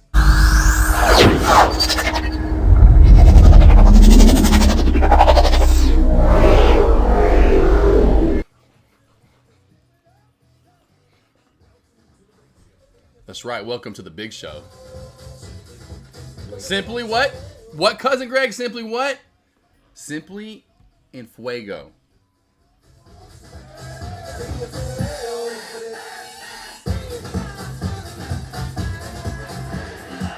Defense, baby. You know what that means? That means we're going to short some damn stocks today. We're going to short some damn stocks today. VB Tran. What's up, VB? How you doing? Beautiful. Best intro. I hope you like that. Hopefully it's one of the best intros. I think it's pretty iconic. Same song every single time. Get that cool little Transformers music. A little swooshy. I'm still want to get that a little bit better. I still want to kind of add a little bit to this.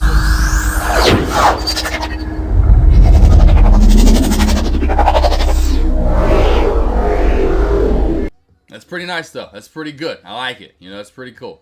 I like it. That's Adrian for Music in chat. Adrian for Music, probably seen from time to time. He's the one that helped put that together. That beautiful soul of his. Pump it up. Pumps me up every time, baby. Truth, appreciate it. I feel like free falling at the open when we're killing it. Right? I feel like free fall. Is that, you talking about the Tom Petty song? Which was another one that I played a lot, and that was more so when Sky Chimp was in chat. We used to play free falling quite a bit. Definitely used to play that quite a bit. But yeah, man. Oh, man. Definitely so. Free falling. But you got to come up with the intro. Glad you guys like it, VB. Appreciate it. You know, trying to get you guys pumped. And then also know when I just want you guys to know when I'm going live. Oh, here he is. Here he is. There's the song. Now it's time. Now we're about to kill this shit. At where?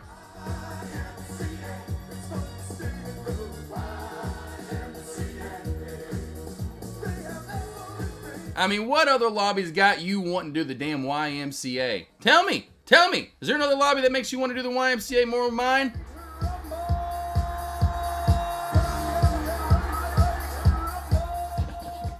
Yeah, the song, I thought you meant Cali Kid. This is the night. Be aggressive. Simply what? En fuego, baby.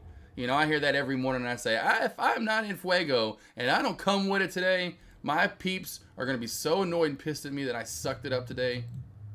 And so that opening bell is everything to me. 2 trades today at once of the opening bell. I hope you guys killed it with me. It was absolutely money, major money, the shelf cracks at the opening bell today, team. Absolutely money. I mean, damn. My 2 in plays, NVDA and NFLX, came to play. And I mean play. They played out and paid out, baby. Played out and paid out, baby. What? Lever, thoughts on Goog? Oh, my boy Goog. He's such a Goog. What a Goog. Snoogleflugans. That's just a random name, just Snoogleflugans. Just a name we came up with. That's Groot. So Groot, Snoogleflugans. It reminds me of Goog. Snoogleflugans, just, I don't know. They're just a Snoogleflugan, you know? It's a type of creature that, yes, no, is not real. You're going to probably try to Google it, but you won't even know how to spell Snoogleflugan. Just me and Avery have fun around the house. Come up with different names. And all those are like the bloobs. We the blue Danes we have. Those are bloobs. Those are bloobs. The bloobin Stubins. It's just, we have fun over here, okay? Anyway, I see resistance at 143.30. Also, I know the upper shadows are there, so be careful of those, lever. And then up to 150 right here, we see here at opening bell rejection over that. See, we're staircasing our way up. Not a big fan of that. 148.55, 148.65. And then also into yesterday as well, 148.75. Then in back into today of 148, or 148.85. So be careful of that, lever. I'm not a big fan of Google just because it creates those small little micro areas, you know, up and down, up and down.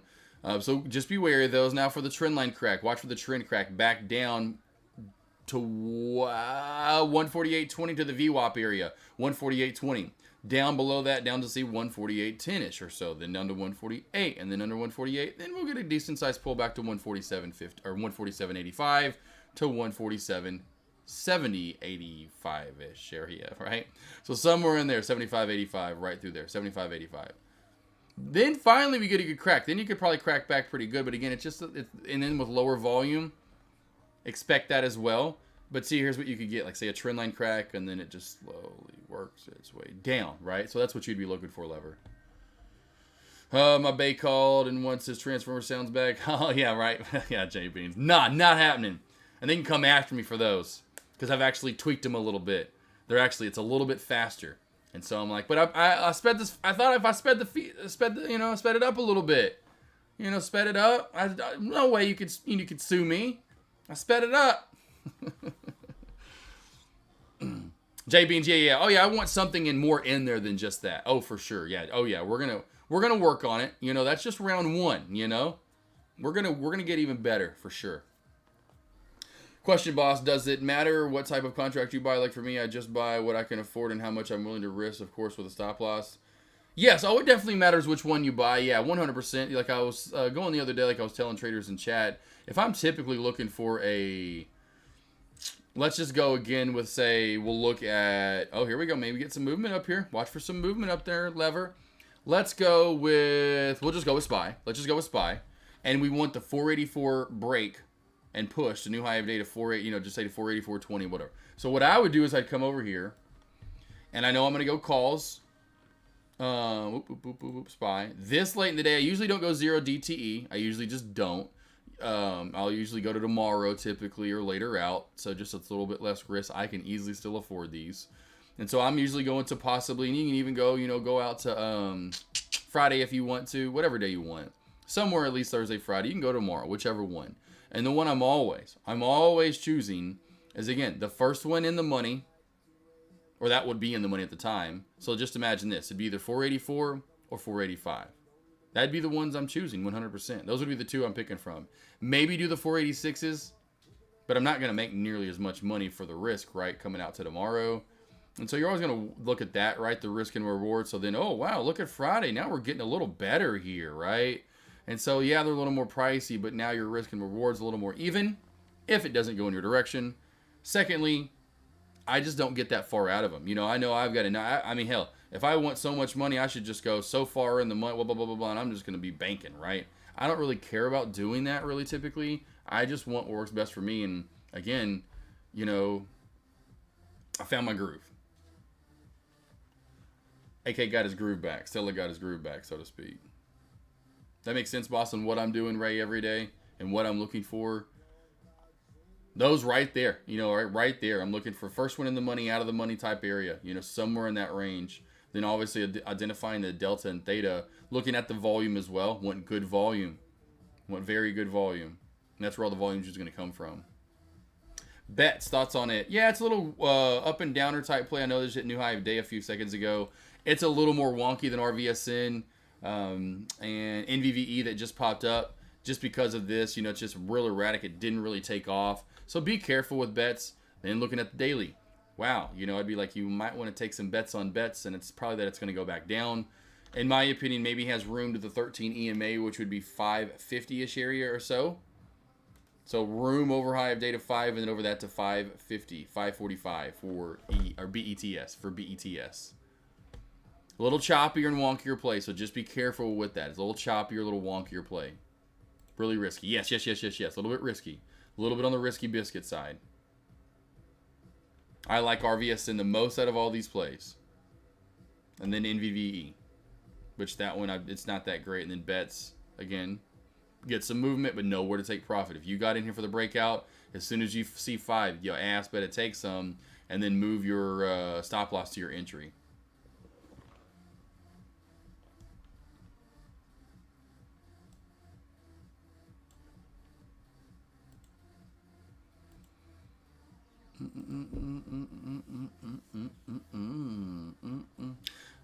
You got a trade tactician, Ray? Yes, because I really don't look at the Greeks honestly, but I mean I could. Let's see how new I understand. Yeah, it's very easy. It's not like hey man, I'm I guess I'm a quick learner, but I'm a fast learner, but I'm a keep it simple, stupid learner though too. I don't care about all these different parameters. Like I'll show you back here again. Main thing I'm looking for is I want to make sure I have good volume, open interest, and so I know of kind of traders that want to get filled. So they're essentially, just think of it as they're open and they're interested about it. This isn't open. This isn't really enticing to me. That's not enticing to me at all. This is a terrible win to loss rate. Now that's not bad, but you're not making anything either. And so now I know here's where the meat and the potatoes are.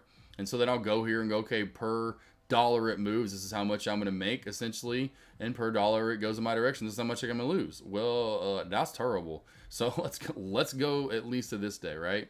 And that's looking a little bit better, and then even completely more on our odds and on our favor when you go 3 days out. So that's how I always kind of determine it. When it comes to NVDA at opening bell, when I'm trading NVDA at the opening bell, when I was going for that 595 shelf crack, it was 595. There's more in between when you go, but when you're so high up now, you're now spacing in between fives. So I was going 595. There's no ifs, ands, or buts about it with me at the opening bell. Wanted the 595 crack, so I was doing the 595 puts right here. This is exactly what I want right here. My bad.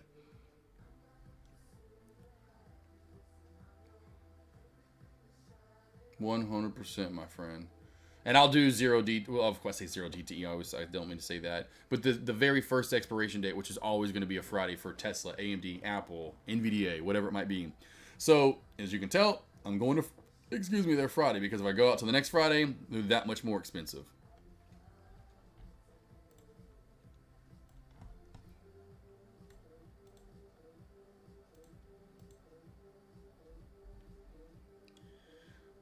Yo. What do you guys need some help on? I was going to get into a lesson if you guys want to. I'm going to get into a lesson if you guys want to. Let's see, Myron, thanks for the home run call on save, my man. Was it a home run call? What do we got here? What did I say? Under 850. Now, it did come down to come back up in reverse, but then when we really finally did crack it, money. Money. You got it, Myron. More money in your pocket. Do you know what people mean when they say contract appreciating? So I know depreciating, but appreciating, I don't know if that ever comes in unless it's like Iron Condor. I don't know for sure. I will tell you this. I am in my option trades team for like a minute or two, and that's about as diving in as I've gotten. That is where I will tell you, Sacred, I have not gotten in that deep on as far as, you know, that. Like, what does that mean exactly? I tell you, I don't know. So let's look it up. Let's find out, right? Stock. Contract.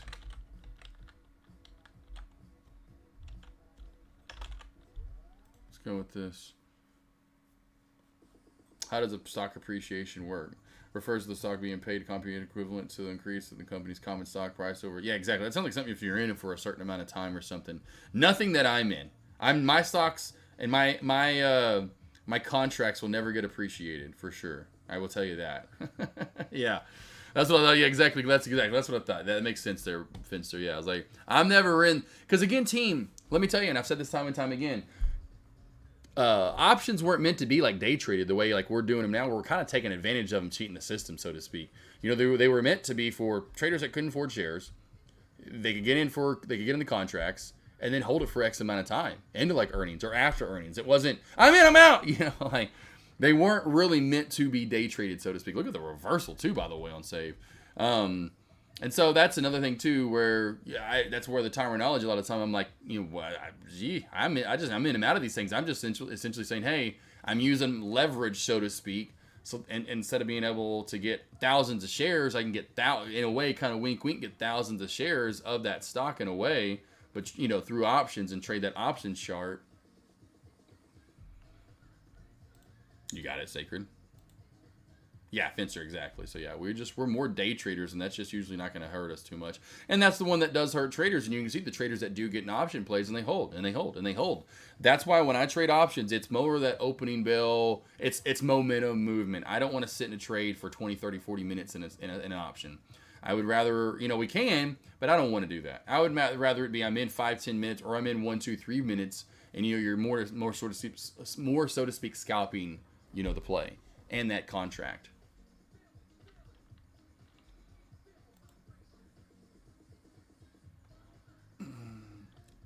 See phase back from the dead.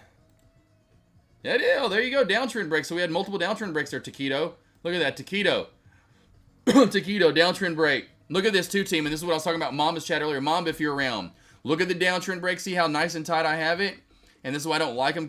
Sometimes they're a little choppier. And they flux a lot. And then it'll come back down, bounce off, as you can see there, the downtrend, then hit back up to new high of day. How funny. Love it. Seen that quite a bit. That's why I like trendline cracks more. Trendline cracks, it's like inverse this, that thing would just shoot on down. Just crack a trendline, bye. Downtrend break, it's kind of like, I don't know what I want to do, Bob. Yeah, I don't know either, Gary. See, I'm in long AMD Mamba, 300 shares at 80 or 68.47. Looking for a new high of day. Yeah. AMD RVSN finally starting to hit its way on back down, cracking the shell.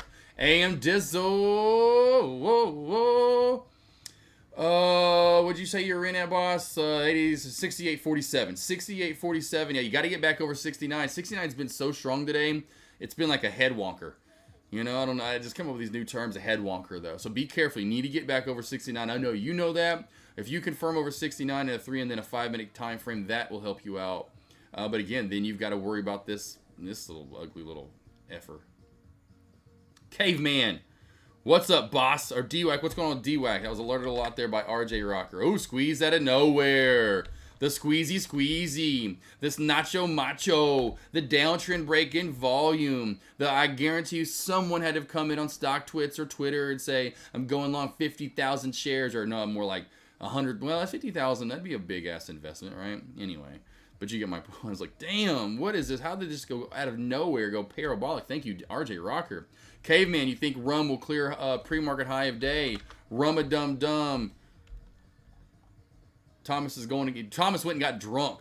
Brought up freaking rum about an hour ago, and Thomas is like, I'm out of here, man. I'm drunk on rum. Pre-market highs? We'll clear pre-market high of day. Well, yeah, hey, Caveman. Hold on. Caveman, we already are above pre-market high of day, boss. We're like bouncing off of Team, look what I just told you this earlier. Look at the bounce play. I told you this a while. I was talking about this earlier. Looking for a bounce play at 625 to the trend line. I said the VWAP hanging down low. This will probably stay bullish, most likely a little bit longer. Surprise RVSN. RVSN's trying. But yes, I think it will actually rum, Caveman. It will clear pre-market high of day. Did you mean this, though? Did you mean this previous high of day?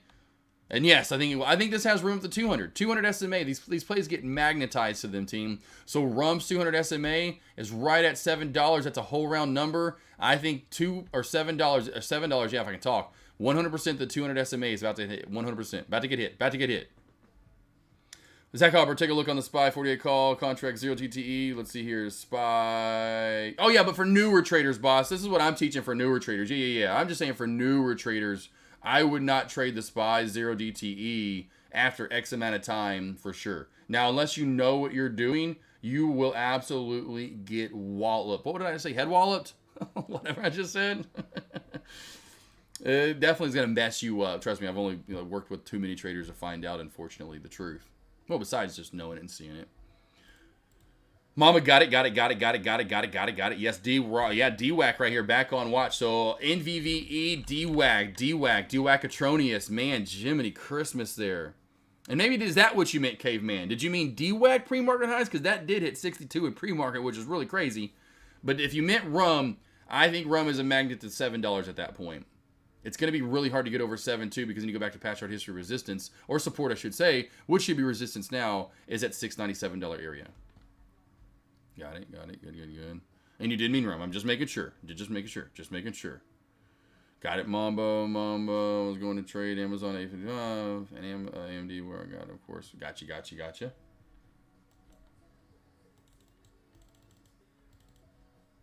Woo! DWAC-atronius going on a tear here, team. So I've got to put DWAC on watch here. DWAC here, team. DWAC here. Nice move up. DWAC does have room to 55 at this point. DWAC to 55, possibly 56.50. Possibly 56.50. You got it.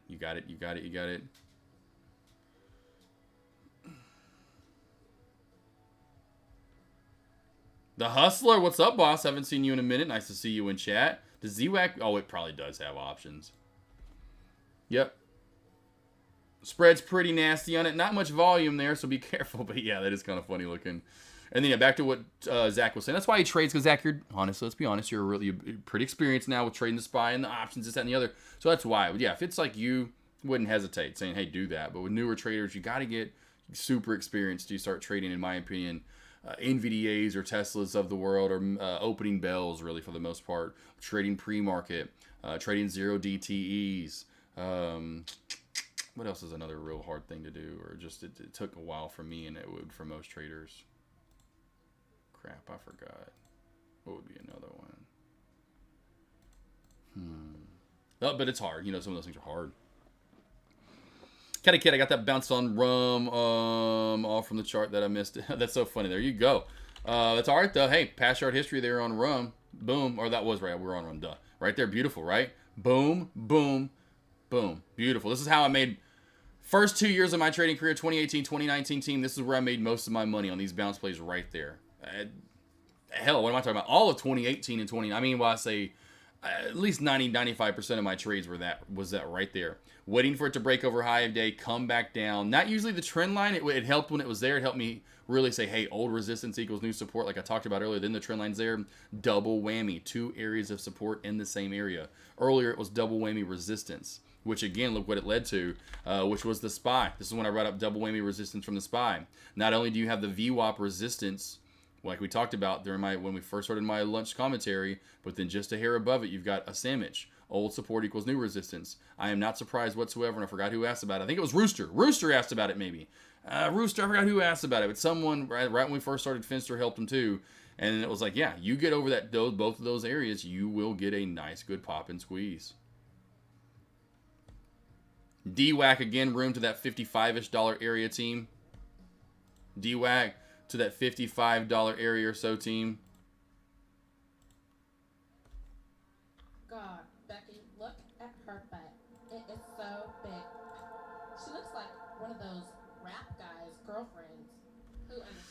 I have to do bounces. I went over my rounds. There you go. There you go. There you go, man. So, yeah.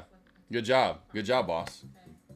At least you're knowing that, hey, this is what I got to do. I can't believe it's just the ground. It's just out there. I mean, gross. Look. She's just so. Wow. I like big butts and I cannot lie. You know what? I got to jam this one. All right, guys. You got anything else you want to go over here? Got about 30 minutes left. 30 minutes left. What I'm going to get into tomorrow at lunch for the last 3 days, I'm going to update my candlestick confirmation lesson. Tomorrow what I'm going to do is kind of an update on lessons, kind of across the board. So tomorrow I'll do a trend, like I know Taquito, we're talking about that in the other lobby, but I'll do an updated trade opening, and that's other ones that I'm wanting to do, like a new lesson, which would be trading the opening bell. Then, of course, do an updated candlestick confirmation lesson. Here you go. DWAC to 55. Just as alerted there, team. Take profit. We got close there. You're getting really close on DWAC. High was 54.60. Take profit as close as you can to 55 on DWAC-atronious. Baby got back. And I know Mamba talked about earlier in his lobby, we'll be doing a dual stream on Friday, team. I will go live in my lobby with you guys for about the first 30 minutes or so to get those opening bell trades in, kill it, find something amazing to trade, and just knock it out the park. Then we'll get the dual stream up, and I'll do a dual stream with Mamba. So Mamba and any of you traders that are always over there, of course, traders that are always over here, get ready for some fun on Friday. I will probably look for maybe one trade at that point, maybe moving forward after the opening bell trade when we get into the dual stream. Find something all nice and technically sound so we can all trade together possibly. At least if you that or just watch to see what I'm looking for in the trade. Of course, any questions you have, gather them up. We'll have a little fun on Friday. Heading into the weekend. Can't believe already Wednesday, or it's already Wednesday tomorrow. It's like, it's just crazy how these weeks are, literally start flying by. I'm like, it's already Wednesday tomorrow. So tomorrow morning is like, tomorrow's Wednesday. I will be live. So tomorrow, Thursday, and Friday. So the next 3 mornings, I will. Here you go. 55 on DWAC. Take profit. Here you go. I will be live in the morning. So if you need any help, you want live scanners. I know Melissa wanted those and needed those this morning. I'll have my scanners up tomorrow. I'll have my alerts out tomorrow morning, starting about 45 minutes or so before the opening bell. So if you need any help, come on over to my lobby. I'll be one of the first lobbies to be up tomorrow morning in live. And I'll have my, of course, my stream up, which is this. I'll have my scanners up. So you have them for small caps. I'll be looking at maybe, hopefully, one small cap. Hopefully tomorrow, because I haven't gotten one this week to trade. So trade a small cap play. If not, I'm all over the large caps, and I'll be trying to identify what I really want to trade, which as of right now, really liking some Tesla. Tesla quit, don't do it. And I talked about earlier, probably going to slowly matriculate to new low of day to new low of day. But Tesla tomorrow underneath yesterday's low of day. So underneath Monday's low of day through 205, this could plummet and give us one of those $2, $3, $4 opening bell dumperuskis. Let's see, El Scott, what's up, baby boy? Doing good, El Scott, if you're just joining me. El Scott, if you're just joining me, here we go from earlier, boss. I forgot what. Let's see here. When I took this at. Yes, up like today overall, up including Amazon, which is including Amazon. I am up like $7,500. So just the trades today. The trades today alone was right around $6,500. So $6,500 for the day, El Scott. $6,500 for the day. Handsome feeler. Traded opening bell. I mean, here, let's just go back to this so you can see right at the opening bell what you missed this morning. Beautiful little soldier. You beautiful soldier here. By the way, team. That right there, Joker is going to be no joke. That vehicle, cannot wait. So right here, walking to everybody this morning. Right here, what to be looking for. Not trading small caps. Sending out those morning voice alerts. NFLX kind of keeping let trade. But then finally to my alerts. 20 minutes before the opening bell.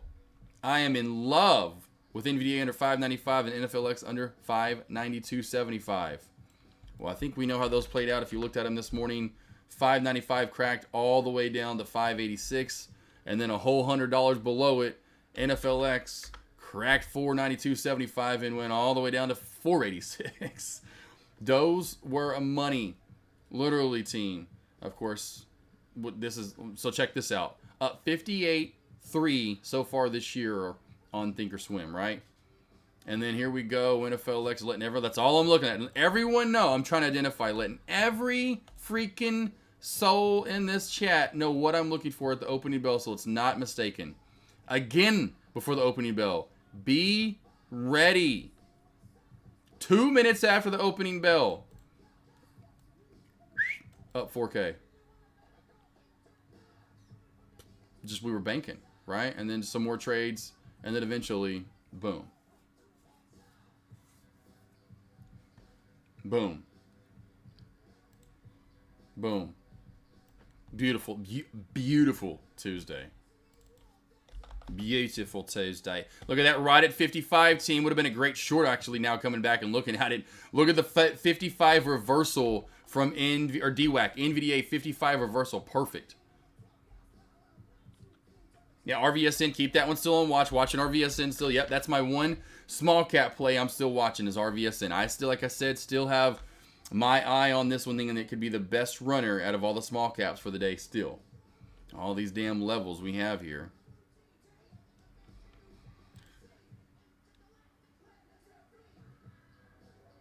That's a fun coupon for the subs. Yeah, right, El Scott? Yeah, definitely. But yeah, man, no, like I said, I'm trying to help you guys every single day at the opening bell. That's why I keep posting this out there for you all. If you and when you ever need help, there you go. Prime Trading Investments is my website. That's where the Morning Voice Alerts link is. So if you ever need anything at all at the opening bell, it's called the Morning Voice Alerts. Been doing them since August of last year. And absolutely just killing it at the opening bell right there. I know a lot of traders killed it too with me at the opening bell. Meta with just a huge reversal here, team. Just now notice Meta here really dumping on off. Don't see any news on Meta. Nothing that just kind of came out, but that is a huge reversal from watching it get to 387 there 30 minutes ago and is now all the way down to 383.50s or so. But yeah, anytime you guys, so tomorrow morning, El Scott, come on over here. I know it's a little bit different time frame. I don't know if you trade the opening bell or you're in lobbies. If you are, get your ass over here. I will be live tomorrow morning. Killed it today. Killed it. Again, 2 minutes after the opening bell was up 4K. Almost 5K. NVDA was stupid money. NFLX was great too. I mean, they both were. I just couldn't get as big in on NFLX as I wanted, unfortunately. If I could have went in bigger on NFLX, it would have been probably a 4K from both of them in the end, which would have been probably about a 12K day. Could have been about a 12K day. And then imagine if I start going in the 50, 100, 200, 300 contracts. I did 50 to start the day, and I didn't mean to. I was like, whoa, whoa. That's one other reason why I made so much on NVDA. And scaled out quickly out of that and then kept some. But I was like, man, I can't imagine when I start doing 100 contracts or something. Oh, wow. DWAC-a-trony. I mean, I should say Meta here, team. Falling apart. Ray, have a good one. Look at Ray and VB on the same vibes right there. Ray and VB. Just both hitting the gym at the same time. I think something's going on there. Ray and VB are about to go meet up and do some squats together. They need a spot, if you know what I'm saying. Hey, you want to be my spotter? Oh, I'll spot you on it, Have a good one, though, VB Ray. Thoughts on Apple? Thoughts on the Apple? Does have this nice little squeeze set up right here in that flag pattern, wedge pattern, getting tighter and tighter and tighter with higher lows. I would watch for a move over this mark right here of 195.25. I would imagine if you candlestick confirm over it, easily going to hit 95.50, if not 95.75, which is the high of day. 25-cent increments on the way up. Does have that squeeze setup, though, right there. That's the one thing you're looking at. You do like. Does look like it wants to squeeze and go for some.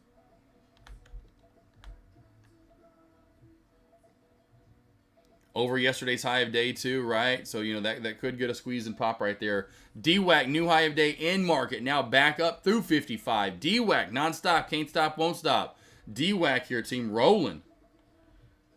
Ray, don't worry about us. Gotcha. I don't worry about it.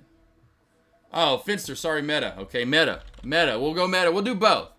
Meta, just, I don't know what, but I would imagine right here with Meta, Watch for a bounce, in my opinion, at 382-ish to 381.50, somewhere in there. I think this does have room, in my opinion, though, down right now to 382.65, 382.75, right here.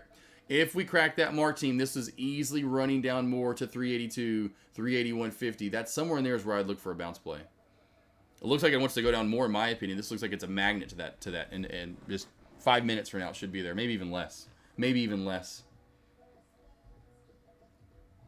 DWAC going up, Meta going down, team. Meta going down. Horde, too, as well. Jessica, you're good, Ray. Y'all have a good one, regardless. Be safe out there. Watch out for all the crazy drivers. Crazy time of the year, you know. All the crazy weather. DWAC, what a move to 58. DWAC is rolling right now, team. DWAC Atronius. I told you, and we talked about this. I mean, DWAC maybe does have room, Caveman, to $62. Holy bonker Joes. Should have taken that over 55, to be honest. That was a great breakout over 55. Man, oh, man, oh.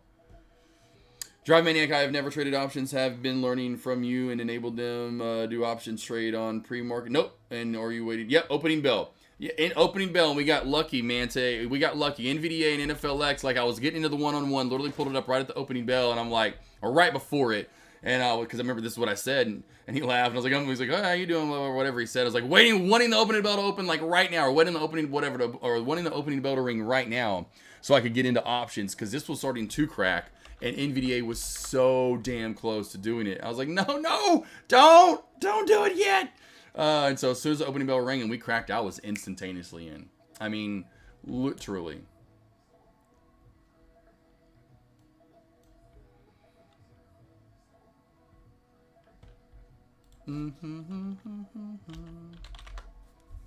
Got that, boss? That makes sense? Does that make sense there? Yeah, Drive Maniac, you gotta be, yeah, you're just used to it, you know, because I've been seeing them so much, and so you just get your ass in for sure. Because even the guys doing the one-on-one was like, damn, how do you get into them? Like, I mean, I've done this for so long. Trading the small cap plays helped me. You know, I traded small caps for so long, and those very volatile plays, it helps you be able to be on that or sniper rifle, you know, and as quick. Well, I don't know, AK47s aren't that quick, but you get my point. You got to be ready to fire. What's up, El Scott? Got a question. Not sure if you're able to answer. Do you have a suggestion for a UK broker for shorting penny stocks? Center. What? I did a lesson on this. Let me see.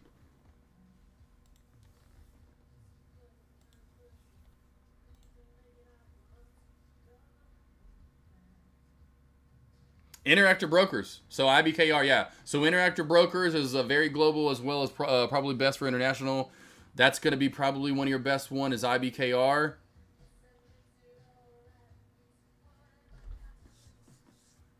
So I look for Interactive Brokers, and let me do this.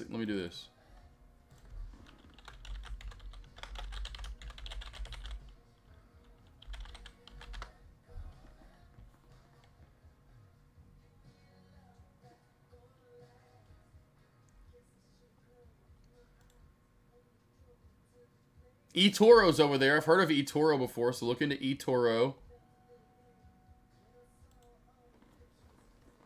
Trying to see what all's over there. And those are going to be your two. So those are going to be your two I've heard of and would like. I haven't heard of this, but you can look into them. I just saw 2 different studies in Freedom 24. You can check. I have heard of it 100%. You can see most popular, and everyone's heard of this. This was probably the best global broker, guys, just because it's all over the place. Canada, I've got a lot of people in Canada there. So eToro looks like it's going to require a decent amount of money, though, to get in there. That's not going to require anything. IBKR, like I said, going to be one of your best for overall for... Damn, you need a credit card on eToro? Okay. But those would be the two. Now look into Freedom 24. Look into Freedom 24.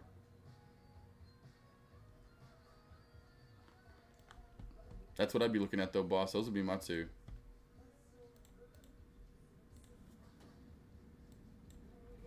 IBKR, who I've been with pretty in the UK, everyone trade. Yes, gotcha. Or pretends, gotcha. Is who I've been looking at. Gotcha. eToro will take gotcha, we'll take a look. Yeah, there you go. There you go, baby boy. Mr. Anderson, New Hampshire primary today. Is that why? Yeah, probably 100%, boss. It's good. That's why I said DWAC had. I should have went long yesterday when I was calling this team, honestly, and it was walking up through the 40s, and then Taylor Trader came over and got long in it, which was really funny. After I said that, I said, "What do you guys remember?" I said, "Does anyone in chat remember where I said DWAC had room 2? Where did DWAC had for sure room 2? Does anyone in chat remember yesterday?" And we're almost there, and we actually hit it in freaking pre-market. I don't know if anyone remembers, but I literally said yesterday that will exactly 60. I was like, 60 is a done deal, it seemed like, in my opinion, but then probably what? Remember the next one will? 80, 85. I was like, if it does that at that point, it's probably going to hit 100. You know, I was like, I could easily see DWAC doing that 100%. So, you know, and you're moving more so than you were back then on days. You know, you had some big days back then. Nothing like you're moving like now. Not since that opening movement from when you were, you know, in Trump and when that first became an IPO play, blah, blah, blah, back in the day when we all watched DWAC go crazy. So this is moving really good. In my opinion, could easily hit 60. Well, obviously already has, but then after that, it's going to hit 75, 80, and you know, and so forth. So. And then, yeah, Cousin Greg, exactly, probably, and that's exactly right. That's the rest of the way. And that's the rest of the story. You also called the pullback at 45-ish. Right, yeah, yesterday we said we're probably, because Wilson asked about it, remember? I think it was Wilson that asked about we should see a pullback. Yeah, we'll probably see one, blah, blah, blah, won't be that big, blah, blah, blah, blah, blah, blah, blah, blah, blah. So essentially in the end, yeah, we'll see a pullback. It's not going to be that major. And then I think it was happening literally when Wilson asked about it, and we were kind of laughing. And then, hey, it's got room to fit, because we were talking about it has room to 50 at that point, and most likely 60. Over 60, 75, 80, and then like Cousin Greg said, it's probably going to hit 100, you know, once it gets to 80, 85, easy. So, yeah. It's just charting. It's just like, you see these things, like almost like the song reminds me of being in a dream.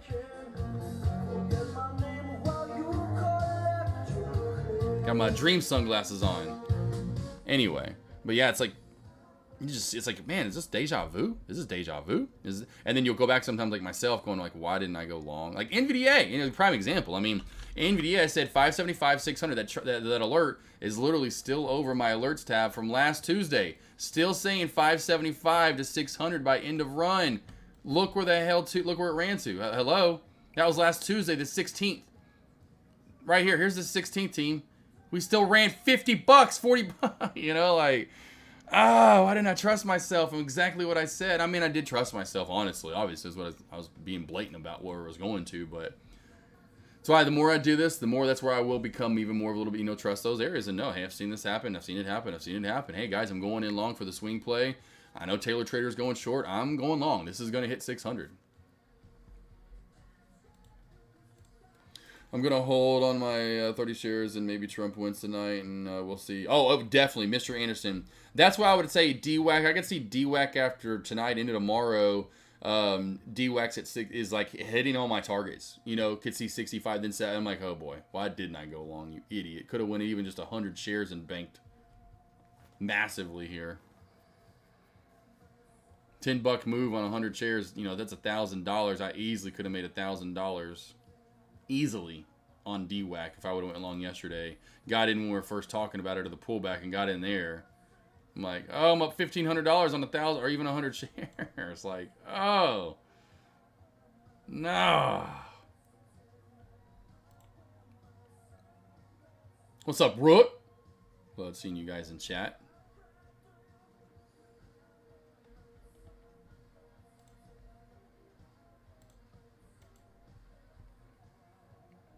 What are you doing? You're just hanging out?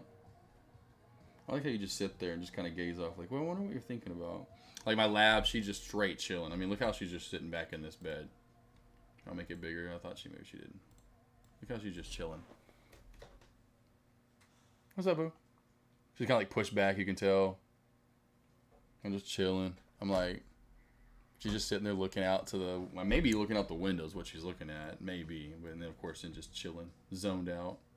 Like, what is she thinking about, I wonder, right now? Any stocks you guys want me to go over, let me know. DWAC here, running our way up. I'll zoom in a little bit more there so you can see that chart a little better there, team.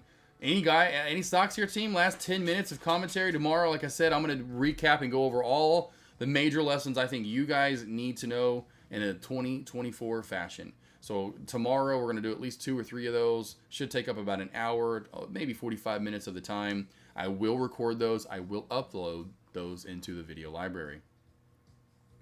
Didn't you fancy joining L. Scott? No, I mean, I've got we have 13 dogs too. It's so busy here at my house, and I have to plan that with Avery and then her schedule, who's a regional manager over like 12, 13, 14 stores from Dallas, which you may have heard of Dallas, Texas, DFW, Dallas, Texas, Dallas, Fort Worth. Anyway, I'm from DF, and then where we live in Arkansas, so it's 2 different states. So she's traveling between 2 different states every month. All the animals we have, which I could probably still get, like my mom, she loves to watch the animals, but I have one-on-ones, blah, blah, blah. I'd rather, if he's gone, I'd almost rather be here, because then all the viewers, if you think about it, it's kind of better for me to be here, because then all you guys will, or a lot of, I say all, but a lot more of you guys will, not only already be here because he's gone, but then maybe more new ones will come. And so kind of using that as a marketing type, hey, come over here. I have 285 or 4 wins now, 23 losses since the start of October. So since October the 2nd, I have over 280 wins. I have only 23 losses. I have profited well over $285,000. That's not including my Amazon swing trade in there. So you talk whammy. So bring it. This month alone, I think I showed it earlier, I'm up like 66K on Thinkorswim. I think like 20-ish K or so on light speed shorting, 15K. I forgot what it is. It's not a ton. It's way more so on large caps and Thinkorswim this month, because large or small caps kind of hit or miss on days when I get them.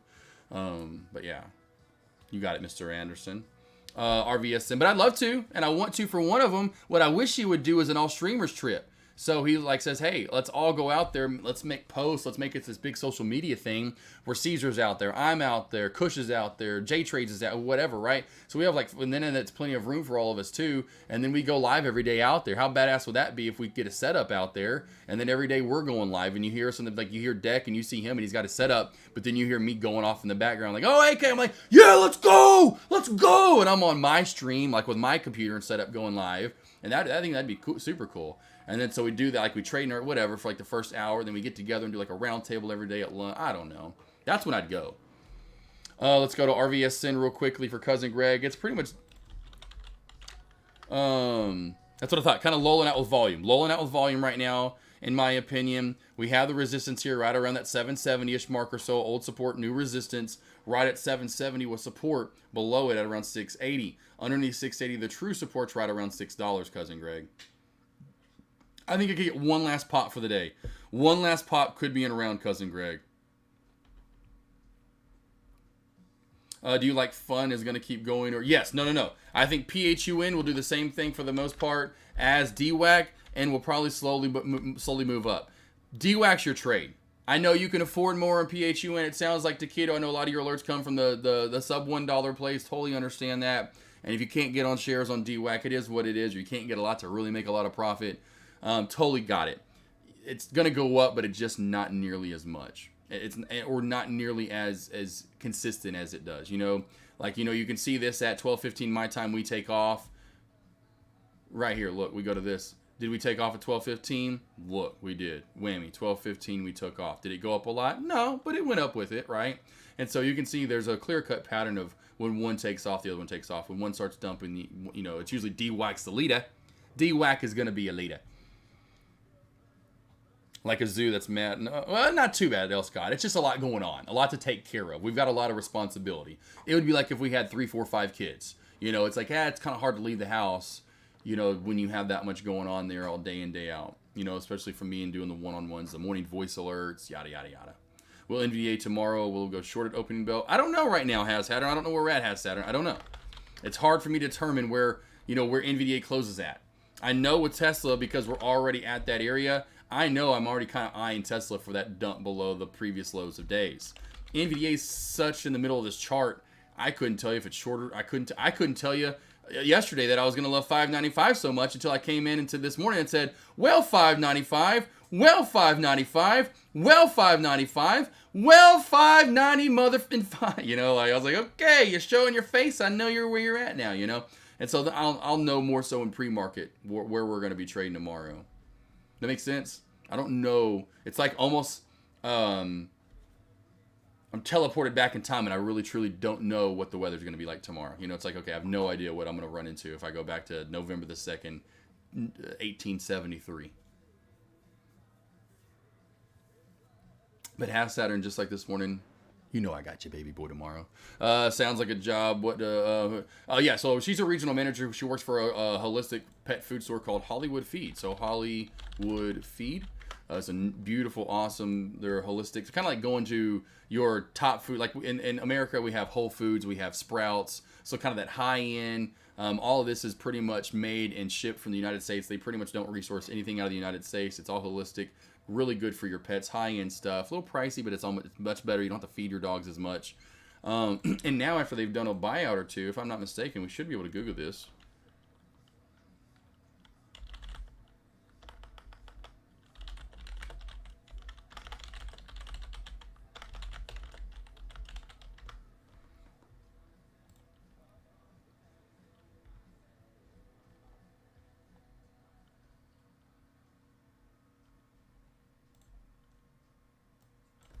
Let's see here. What is it? How would I change? Largest pet food store chain, USA.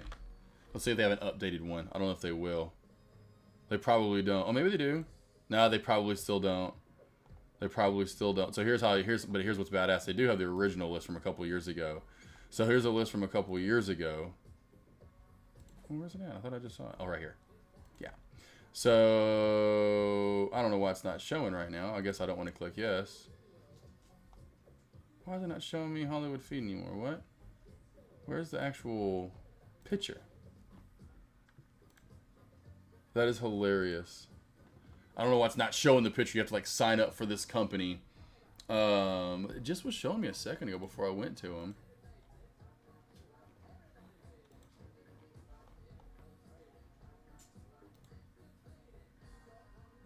Yeah, it's not really so point being, Avery, so here's Hollywood Feed. So point being, here's what's awesome. So here we go. Hollywood Feed, showing me, blah, blah, blah, blah.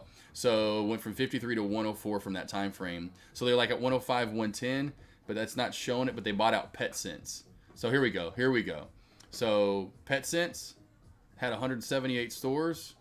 Or no, was it PetSense? It was Petland. I think it was Petland. It was Petland. It was Petland because they were based in Chillicothe, Ohio. I used to live in Chillicothe, Missouri.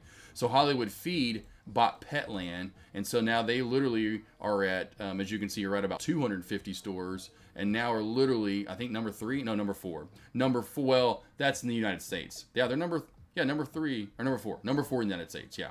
Pet Value is based in Canada. So in the United States, PetSmart's number 1, Petco number 2, PSP actually comes in and will buy out. Avery's told me this. When they're looking at properties, PSP will come in and actually buy out because they have more money than Hollywood Feed, so they'll go out and buy and put a higher bid in. They'll see what because Hollywood Feed's growing, as you can see, at a pretty astronomical rate. So Hollywood Feed are these two together now. They took away, I'm pretty sure, the Mexico and Canada stores and are just based in the U.S. So it was like there were only like 20 of. It was only a handful of them. So they got about $120 or $225 somewhere around there. But they're number, if I'm not mistaken, right? Yeah, right about number 3 in the United States. Right around with Pet Supermarket, but they have more stores than Pet Supermarket. So that's who they are. Hollywood Feed. They bought out Petland. No more Petland. That's gone.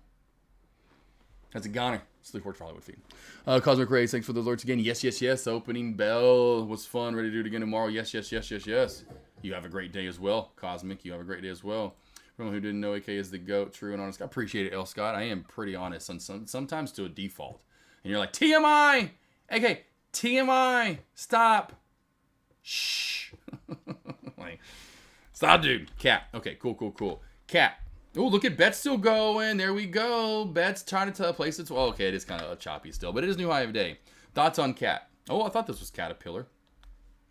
Has a nice little trend line, but again, lower volume play. It's really hard to trust trend line cracks on these lower volume plays. Rook But I would say put your lines in and trade it, boss, and there's your trend line crack. So really getting close to a trend line crack. I would say candlestick confirmation in a 3-minute time frame is what you would trade, or 5-minute. You've got room down to 288.60. Under that, you've got room down to 288.45, possibly 288.30. Under that, down to 288.20, and then to 288, really below it to 287.85. Then, of course, the low of day. So watch for the trend line crack right there. Is that what you're looking for? Hopefully so. Hopefully so, Rook. D. Sarley, if marketing keeps you here, keep marketing. Well, no. What keeps me here is just you guys really more so. I won't be here forever. I know that. I would love to just get opening bell trade like NVDA made $8,000, $7,000, $6,000, $4,000, $5,000 now. Imagine down the line when I am going, so it's like $18,000, $28,000, $38,000, $48,000, whatever dollars in a day. I just want to wake up, just trade, walk up to my office at the next house at, massive bonus room and trade and be done. Walk back down, just chill, done. You don't have to stream, don't have to do anything. I've done all that. Because at that point, I was like, hey, I've done my 5 years of duty and streaming live and doing one-on-ones. And, well, streaming live more than that. I plan to do all this until about 26, 27. By about 26, 27, or at least 25, I want to start kind of putting the brakes on everything a little bit. Starting to put the brake on. I've been putting the pedal to the metal with helping you guys in streaming. 25, I wouldn't mind putting the brake on at some point.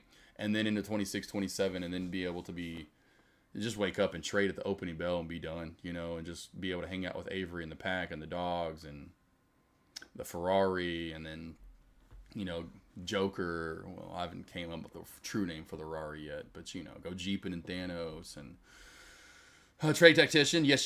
Thanks. Appreciate it.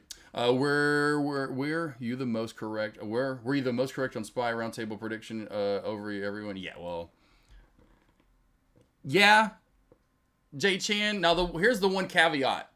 The overall to that, I don't want to be like saying I was, but yes, because we all had to give doomsday predictions, right? So we all had to give a number, but I was the one, and I said it.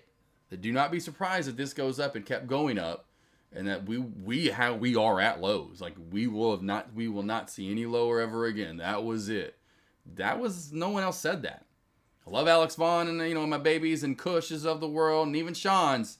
But, boy, they were thinking 280s, 300. My low was like 320, 330. Cush's was 330, so I had to go something different to get like 320, 370 or some weird number because I love throwing 23 and 7. Michael Jordan, John Elway. So, I don't think it's going to happen. People want stuff to go up. That means people 401ks and savings and all the stocks that are in long term are getting obliterated. And they're selling then maybe? They don't want that. They want it to go up.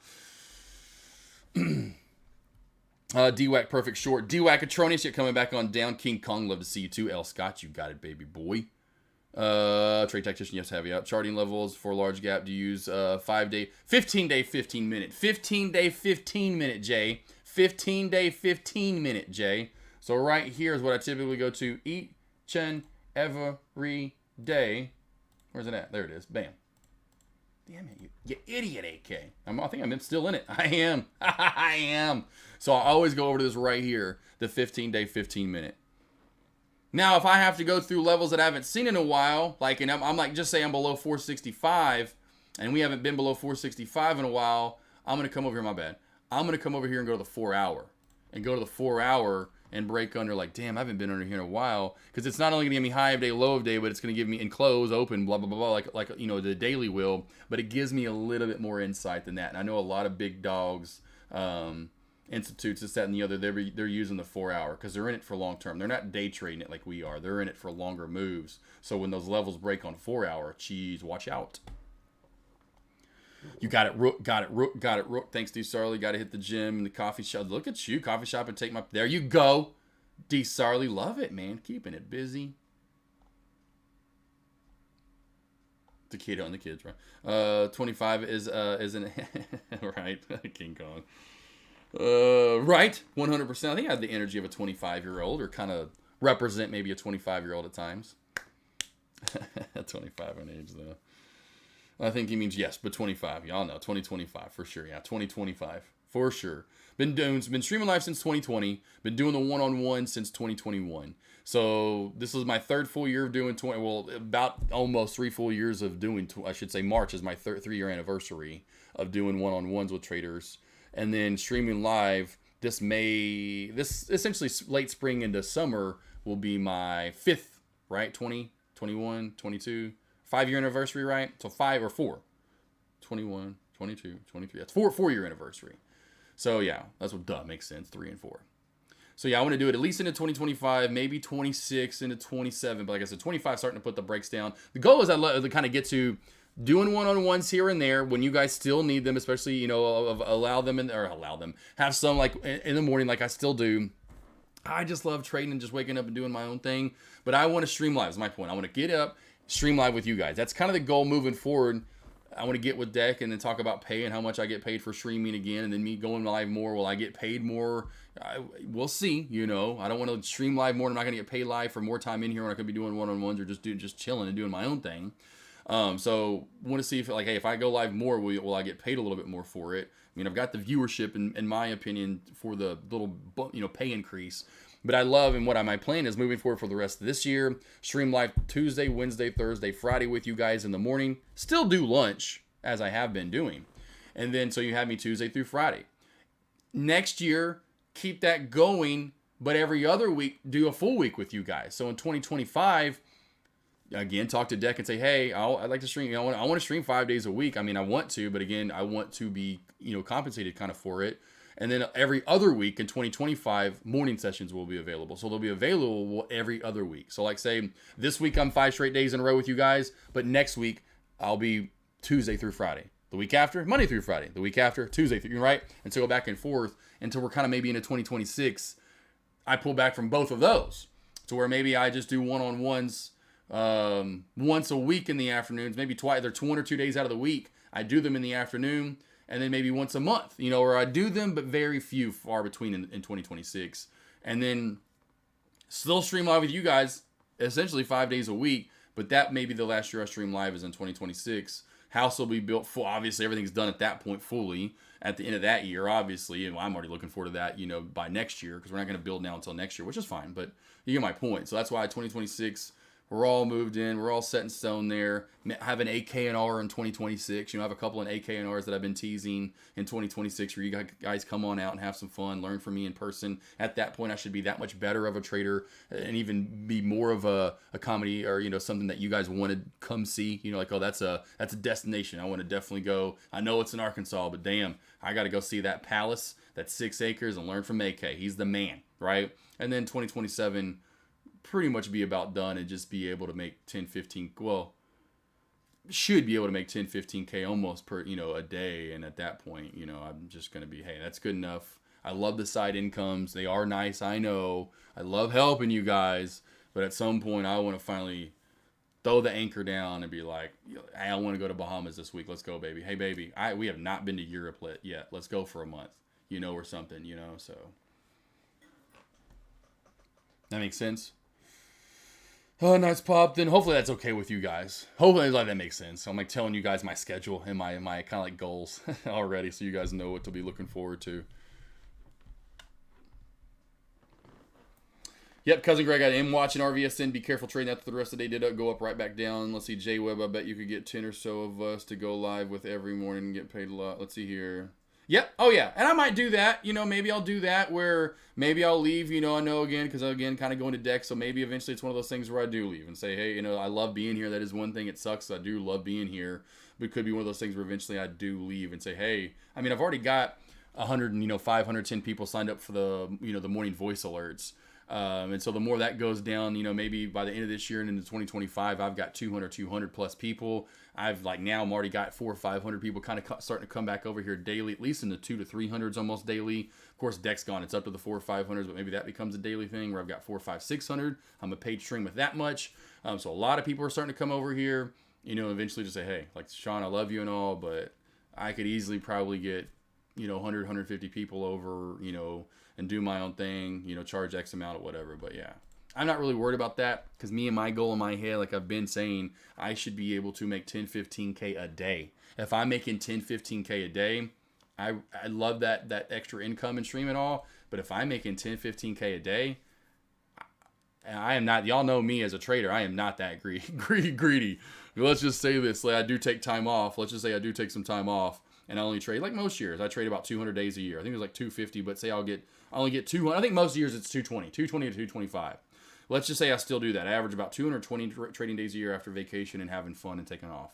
Times, we'll just say, even after the losses, I average, let's just say my favorite number with my other favorite numbers in there and my wife's favorite number. So I average 7,111 and 23, or 7,000, yeah, 7,111 and 23 cents a day.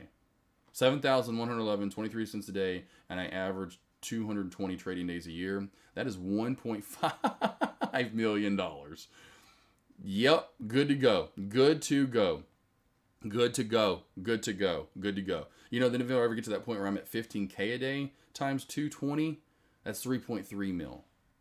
You know, at that point, my trading, golly, bajonker bonkers better be good enough. I bet. I mean, obviously, you know, I mean, it's getting to that point now. So yeah, I mean, then it's, I'm making, essentially, I want to make $500,000 a year easy, and then up to $1 million, and then $1 million a year, and just be able to replicate that year in, year out, and then have years where I make 3 or 4 mil possibly. I want an 8-car garage. You know, I don't need. I'm kind of setting goals already. Like, you don't need more than that, Josh. You know, you really don't need more than 6. And that's what I was telling Avery yesterday. I really want 6 cars, and she was like, it was so funny. It was like I was telling you guys whenever I was talking about getting an 8-car garage and making it a little bit deeper. So right now we could fit 6 cars in there. 1, 2, 1, 2, and then 2 would have to be long ways at the end. So we really would only have 5, because in front of 2 we'd do 4-wheelers and our blah blah blah blah blah blah. So I was like, well, why don't we just go a little bit deeper, because it's literally like 3-4 feet away, to where we could literally just pull one car in, another car in behind it, another car in behind it, and so it could be an 8-car garage, right? And so when I was telling her, well, I really want just 6, because let's be honest, I need one for every day of the week but Sunday, because we chill and relax on Sunday. And she just started laughing. She's like, you're an idiot. She's like, but true, very true, because that's, you know, because that's, I like to chill on Sunday. I want to hang out at the house, you know, smoke some meat, grill, cook out, make a soup, chill with the wife, not do anything. You know, kind of like, not that I'm that major religious, but kind of like the day of the Lord. We relax on Sunday, okay? Just need one car for every day of the week but Sunday. Because Sunday I don't go nowhere. Let's see here. We keep doing morning. Yes, money talks. I'm going to do morning voice alerts until I stop doing everything. I will do morning voice alerts. Hey, maybe I've got like 500 of you guys when I quit. I'm like, man, this is good. It's so easy for me to wake up and break these levels down. 500 people, $30 a month. Forget it. I would do that because it's so quick, so simple. I could do those because I'm going to look at those charts anyway. It helps me out because then I know and I can identify it's AMD today like yesterday. Oh, it's NFL Extra and it's NVDA today. I could see me doing those for a long time, for sure. But y'all going to have to understand, I'm going to the Bahamas or I'm going somewhere and I'm having some fun. Your boy AK going to be taking some time off. I'm like, hey, I'll be off for the next week. I'll try to pop in a day or two and just be blessed and happy when you get them. Let's see here. How can you possibly make only 10 per day work? Only? Or are you just kind of saying, Jay, you think I can make more than that? Is what you're saying, J95? Because I'm already making like 5, 6, 7 now, kind of, sort of ish. Is that what you're saying though? Only? Because it's supposed to be maybe more. You and I are gonna be 50-50 partners, J-Web. Hey, J-Web, maybe down the line. I know we will get to talking about that. I know a lot of traders want that from me. Appreciate it, cousin Greg, Fluff City. You can't leave trade cashier, one of the OGs, just bargain for a bigger. Lucky, I appreciate it, Lucky. I appreciate you guys. I literally want 50K after taxes a year, J-Web. Well, if I get to banking, that's the one crappy thing. We're going to be paying a lot of taxes unless we do our banking offshore. I appreciate it, Lucky, though. So you're not selling the lifetime plan. You're not selling the lifetime plan, J-Beans. I want to chill, though. I do. Y'all, come on now. Y'all making, if you get to the point, if you're making 10, 15K a day, you finally have your forever home. It's, 4,000 square feet. You got your 6 acres. You got your gorgeous, beautiful wife and all the animals. Y'all would want to do the same. You're going to want to walk downstairs and see your beautiful wife's, excuse me, ladies, earmuffs if you want. But I'd be doing it if you was my wife too, coming on down and seeing that booty, giving the booty a smack. What you cooking, darling? Oh, I just making some coffee. You want some egg? What'd you make today? Like 17K, boom. That's it. That's what I'm looking forward to. And then I got the dogs running up to me, and I'm just chilling. Got some biscuits and gravy, eggs and bacon, whatever coming my way. Just relaxing. Smells good. Beautiful house. Go get on the 4-wheelers after. Maybe go play a round of golf. I don't know. Go hit up the lake. Let's see here. Those daily profits are crazy, right?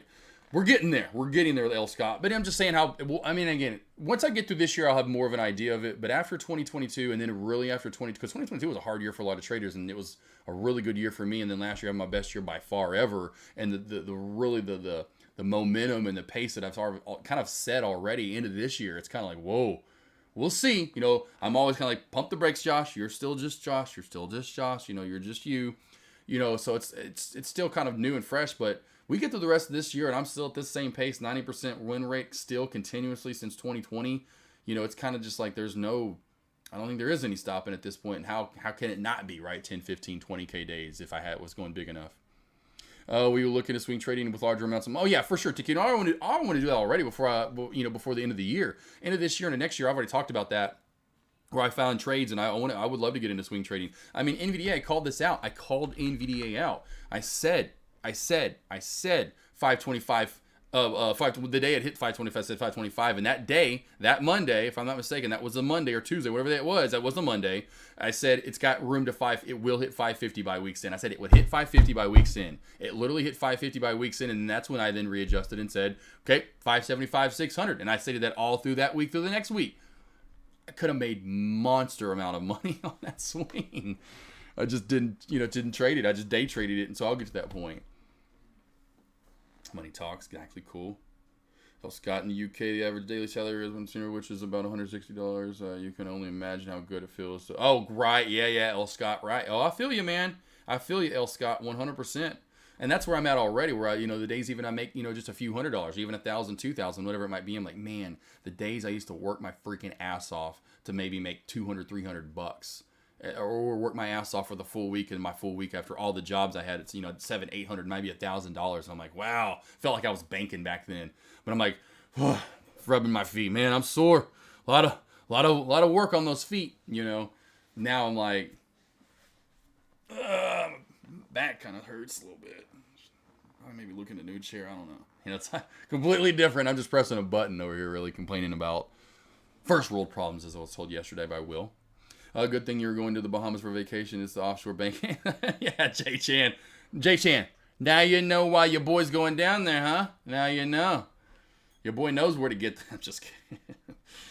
Get rich and get off the grid, right? Well, L. Scott, not really. I mean, of course, I've got the house coming up, and that's kind of off the grid-ish in a way. But yeah, as far as just doing my thing, build up to 26, 27, and then kind of have like one last year overall, and then kind of just slowly but surely into 2020 or 2030, start doing this or less social media stuff, less having to post, no more streaming, no more one-on-ones. I just trade, and you guys, I'll do like I said, maybe the morning voice alerts, and of course, some of you that maybe have my number still, or, I will throw some alerts out there when I just feel adamant and I just want you guys to bank. Because I do love that. I like making people happy. I love when you guys bank. So I know if I see certain plays and I just can't help but put it out there.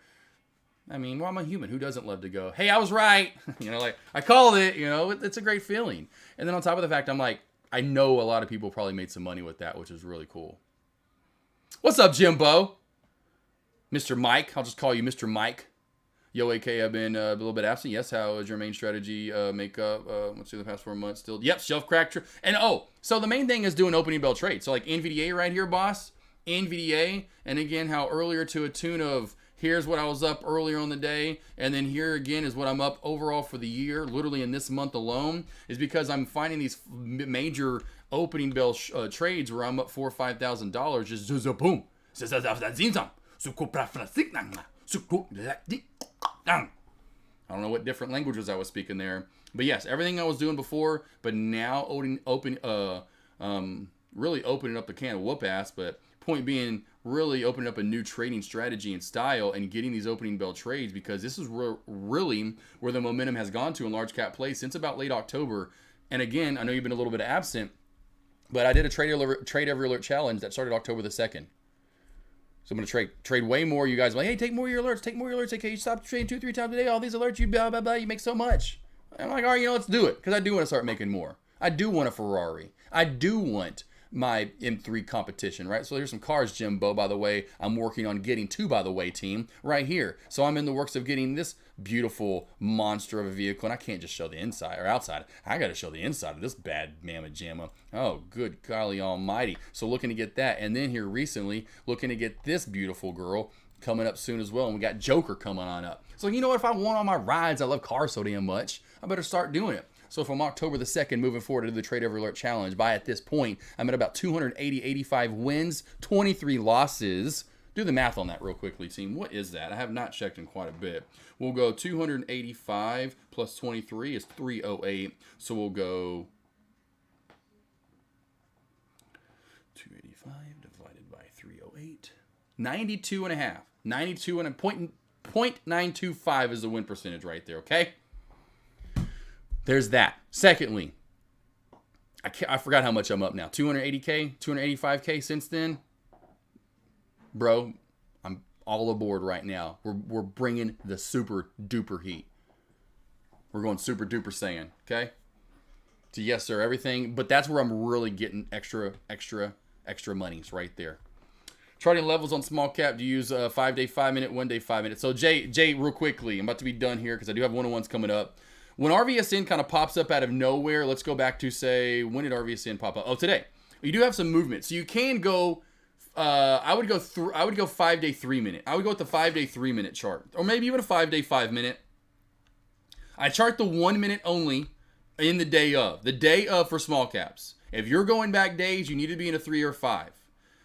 100%. And then if you're up and above an area that you haven't been in such a long time, you've got to go to the 1 year, 1 day. The 1 year, 1 day. Or go back further if you have to. 1 minute the day of in the first hour or two of the charting. That's day of. Then move to 3 minute.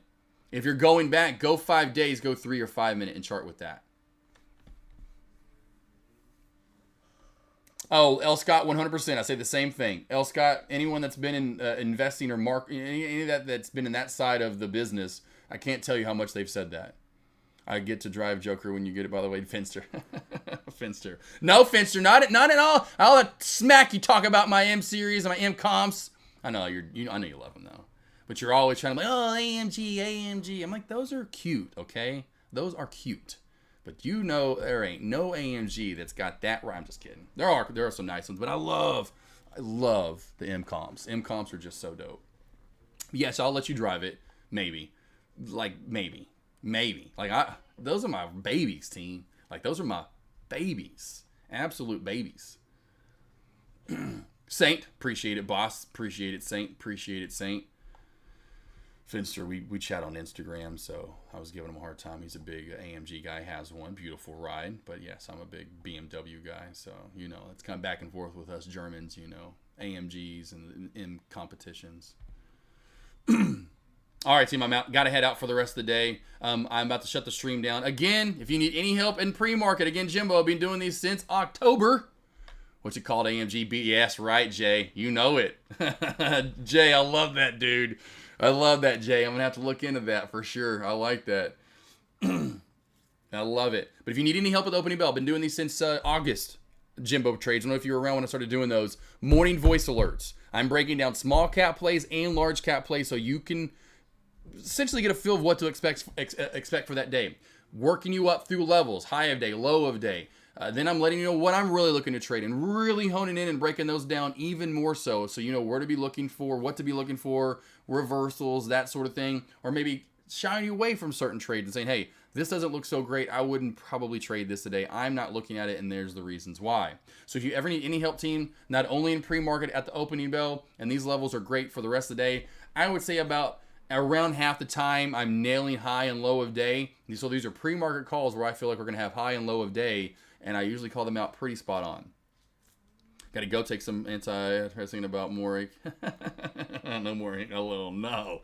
Taryn, you've got many. Taryn, you know you can always come live with me, Taryn. You know you want to come to Arkansas anyway. I'd let it happen. You know, Taryn, you can be my assistant. I need one, okay? I need an assistant big time. You can just hang out in the bonus room. Got a full bathroom up there and everything. If you ever need any help, team, I've been doing the one-on-ones, like I said, since 2021. Still plan on doing them the rest of this year, 2025. You know, you still got me for a few years, team. So take advantage if and when you need it. Because I'm telling you right now, there's no one out there that you can come over and trade. Can't tell, like going live this morning with Trader, how he was even saying it. And I know that. Going live with me, trading live with me in the morning, you know, essentially batting ideas off of one another, essentially sending them back and forth. I call it relation confirmation. So when we see stocks moving, we can go, yep, I see this, or yep, I see that. Yep, should go to there. Obviously, taking trades together, going over your trades, support resistance. So many things you can do in those one-on-ones. They're done through Zoom. It's an hour long. I'm always here to help you. I'll give you my number afterwards, so you always have my number as well.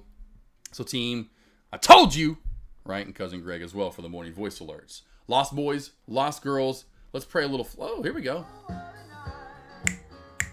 Everyone was singing about dates back in the day. December 1963. What a night it was. Well, anyway, team, I'll see you back here tomorrow morning. My lobby will be up about 45 minutes before the opening bell. My alerts and what I'm looking to trade start coming out right after that. My commentary starts about 10 minutes before the opening bell, so you guys know what to be looking for in pre-market, what to be trading, and what to be trading at the opening bell with me. Killed NVDA and NFLX today. We'll get another one tomorrow. And it's going to be saying, what a night, what another mother effing morning trading. And 3, 2, 1, bang!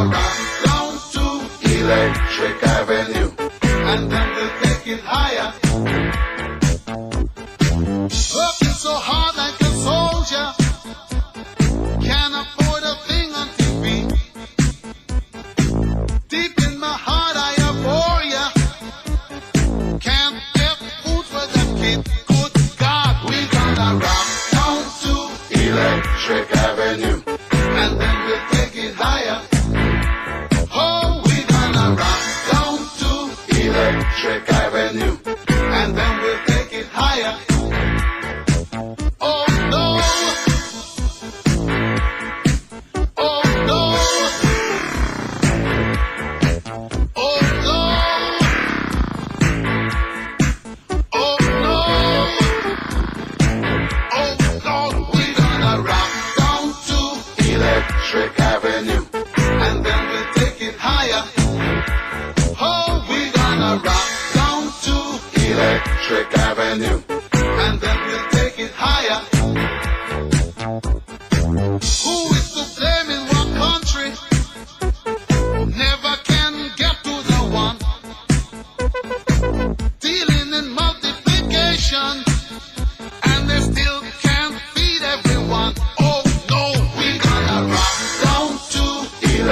Electric Avenue. And then we'll take it higher.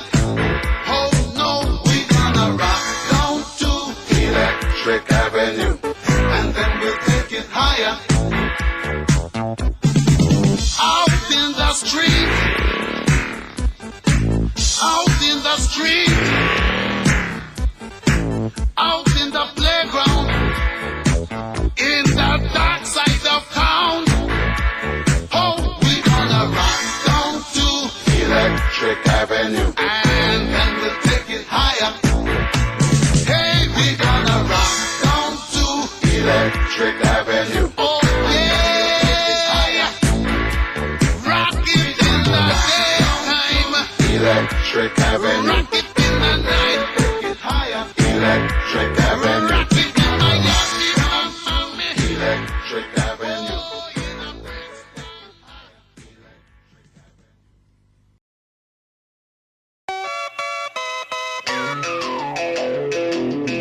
I thought love was only true in fairy tales, meant for someone else but not for me. Love was out to get me, that's the way it seemed. Disappointment haunted all my dreams. And then I saw her face. I'm a believer, and not a trace of doubt in my mind. I'm in love. I'm a believer. I couldn't leave her if I tried. I thought love was more or less a given thing. The more I gave, the less I got. Oh yeah. What's the use of trying? All you get is pain. When I wanted sunshine, I got rain. And then I saw her face. I'm a believer, and not a trace of doubt in my mind. I'm in love. I'm a believer. I couldn't leave her if I tried.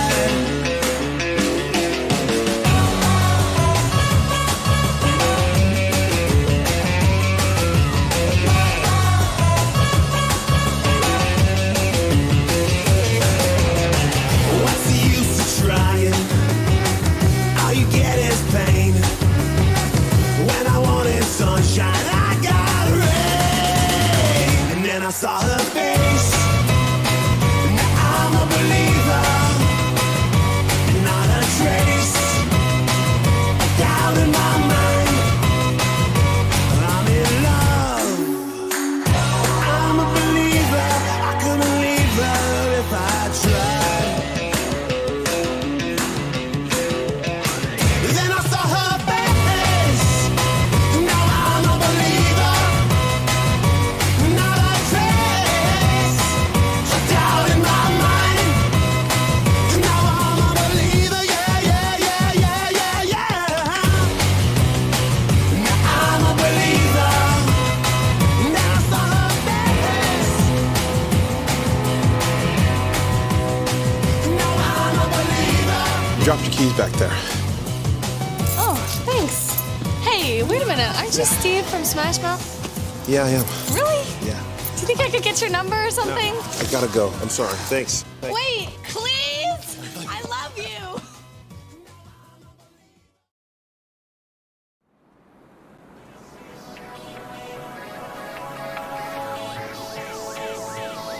Let's drop.